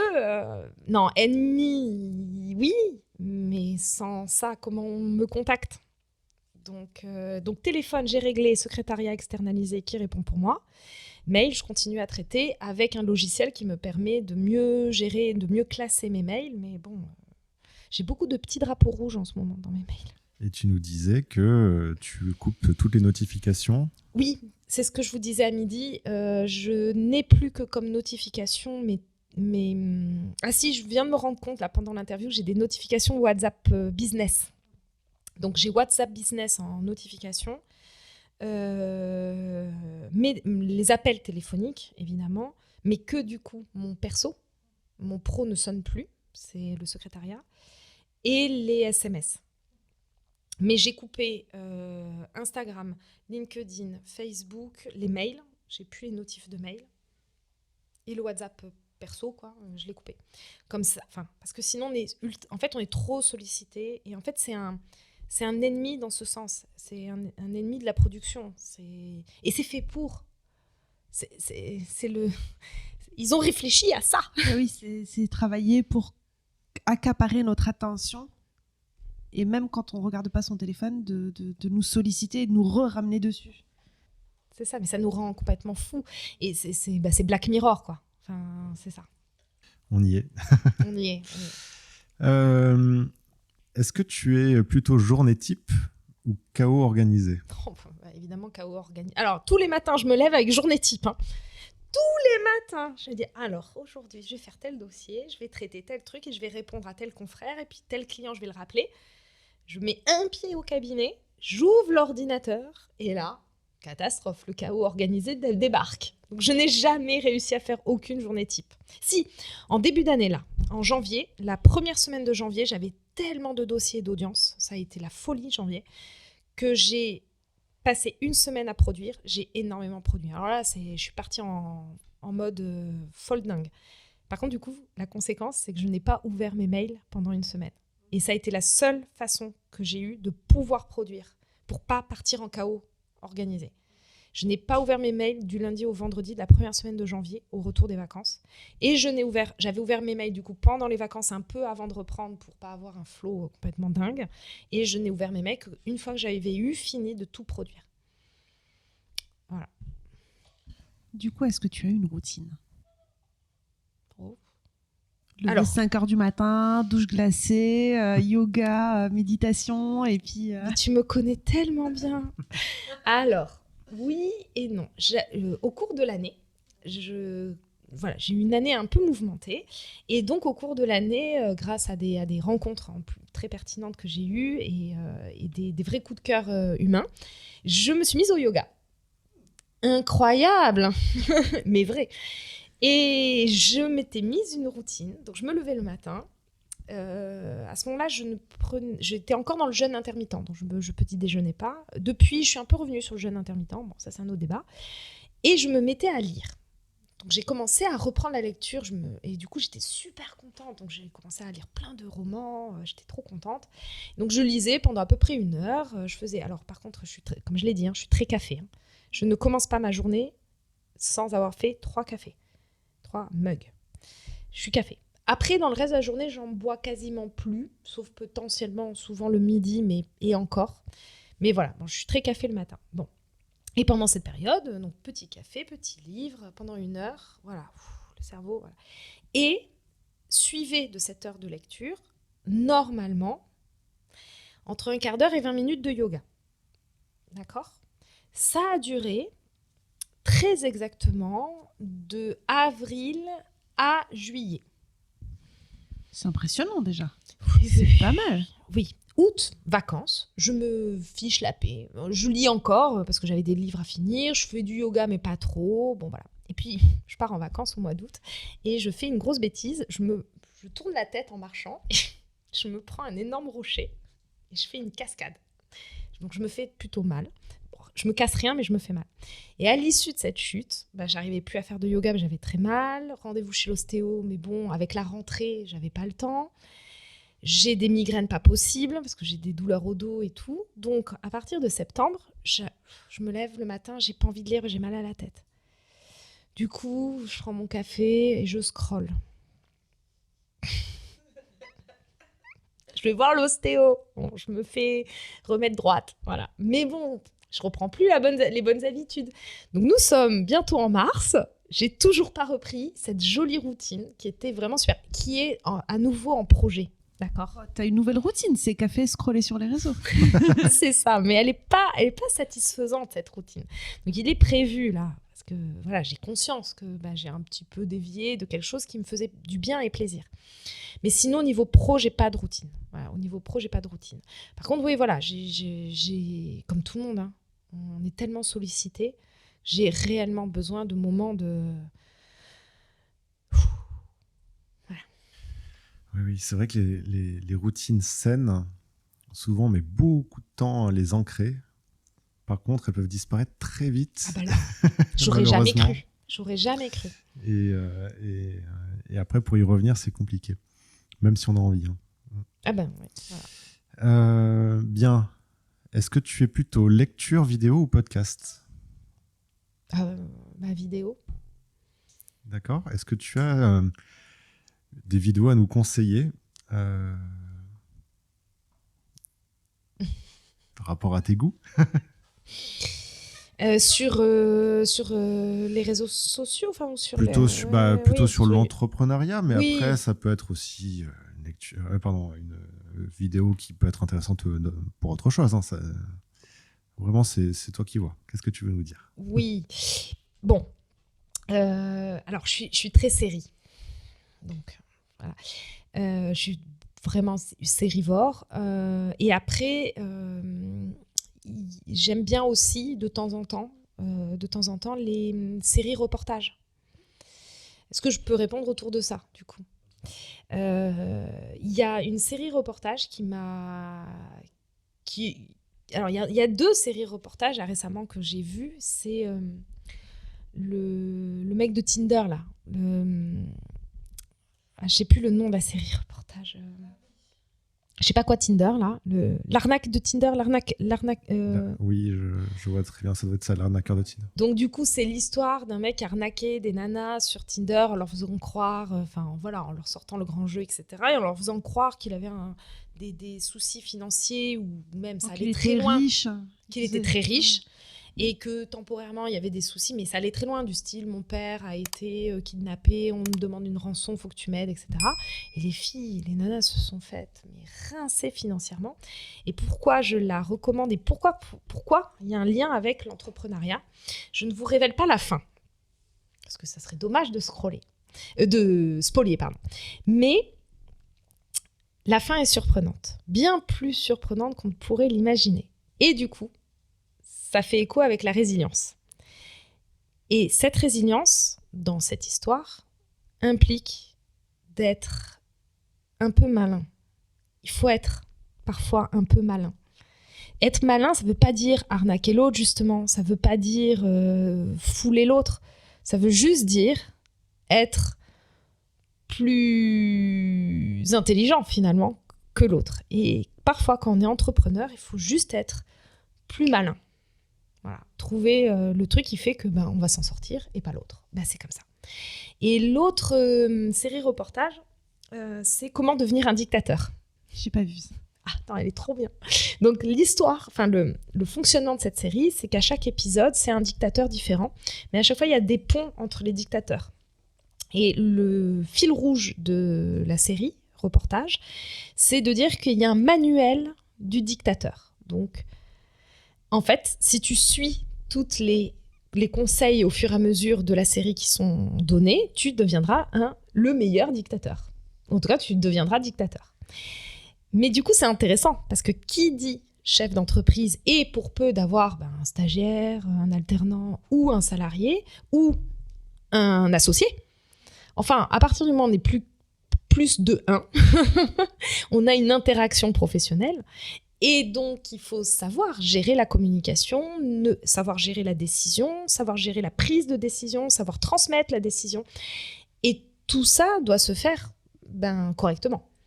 Et donc, il y a soit la méthode du dictateur, soit les autres méthodes. Mais parfois, selon les circonstances, potentiellement, certains axes de développement du dictateur peuvent pas, parfois, je dis pas tout le temps, être à peu près intelligente en termes d'organisation d'entreprise. Je dis pas, bien sûr, d'être un chef d'entreprise dictateur. C'est pas du tout ce que j'ai dit, attention. Mais bon, pour donner un exemple, il prenait l'exemple de Kadhafi. Il disait, mais Kadhafi, toutes ses décisions, il les faisait pour le peuple. Lui, il était convaincu de le faire pour le peuple. Bon, à l'inverse, de se rendre compte que peut-être, qu'en tant que chef d'entreprise, toutes les décisions qu'on fait pour l'entreprise sont peut-être pas pour l'entreprise ou pas pour l'humain dans l'entreprise. Voilà. Mais finalement, si on reporte cette trame historique, purement historique, elle nous apprend des choses et on peut en tirer des enseignements. Merci beaucoup pour ces conseils. Avec plaisir. On va regarder ça. Merci beaucoup. Est-ce que tu es plutôt sport ou art? Les deux. Le sport est un art et l'art est un sport. Bonne réponse. Oui. 2 dernières petites questions, Jessica. Maître Grissier. Oh, trop d'honneur. La première, c'est quel conseil donnerais-tu à un entrepreneur qui se lance et potentiellement un avocat qui se lance à son compte? Et cette fois-ci, un seul. Sois toi-même. Et dernière question, c'est comment on te retrouve? Bien sûr. Alors, vous tapez sur Google Jessica Grisier. Vous tombez sur ma fiche Google. Donc, j'ai un Instagram, j'ai un Facebook pro, bien sûr, à chaque fois, et un LinkedIn et mon site internet. Après, là, comme ça, de mémoire, j'ai pas tous les noms là qu'il faut taper, mais Jessica Grisier, mon nom et mon prénom. C'est pas grave, on mettra tout dans la description. Oui, voilà, mais mon nom et mon prénom, vous me trouvez. Et vous trouvez même ma thèse. Et vous trouvez même plein de choses sur moi. Et plein de vidéos drôles sur Instagram. Et plein de vidéos un peu rigolotes sur Instagram, parce que voilà, je fais quelque chose de sérieux, je suis sérieuse, mais je ne me prends pas au sérieux. Puis mon métier peut être très drôle en vrai. Voilà, on a plein d'anecdotes. Merci Jessica. Merci à vous. Merci beaucoup et à bientôt. À très bientôt.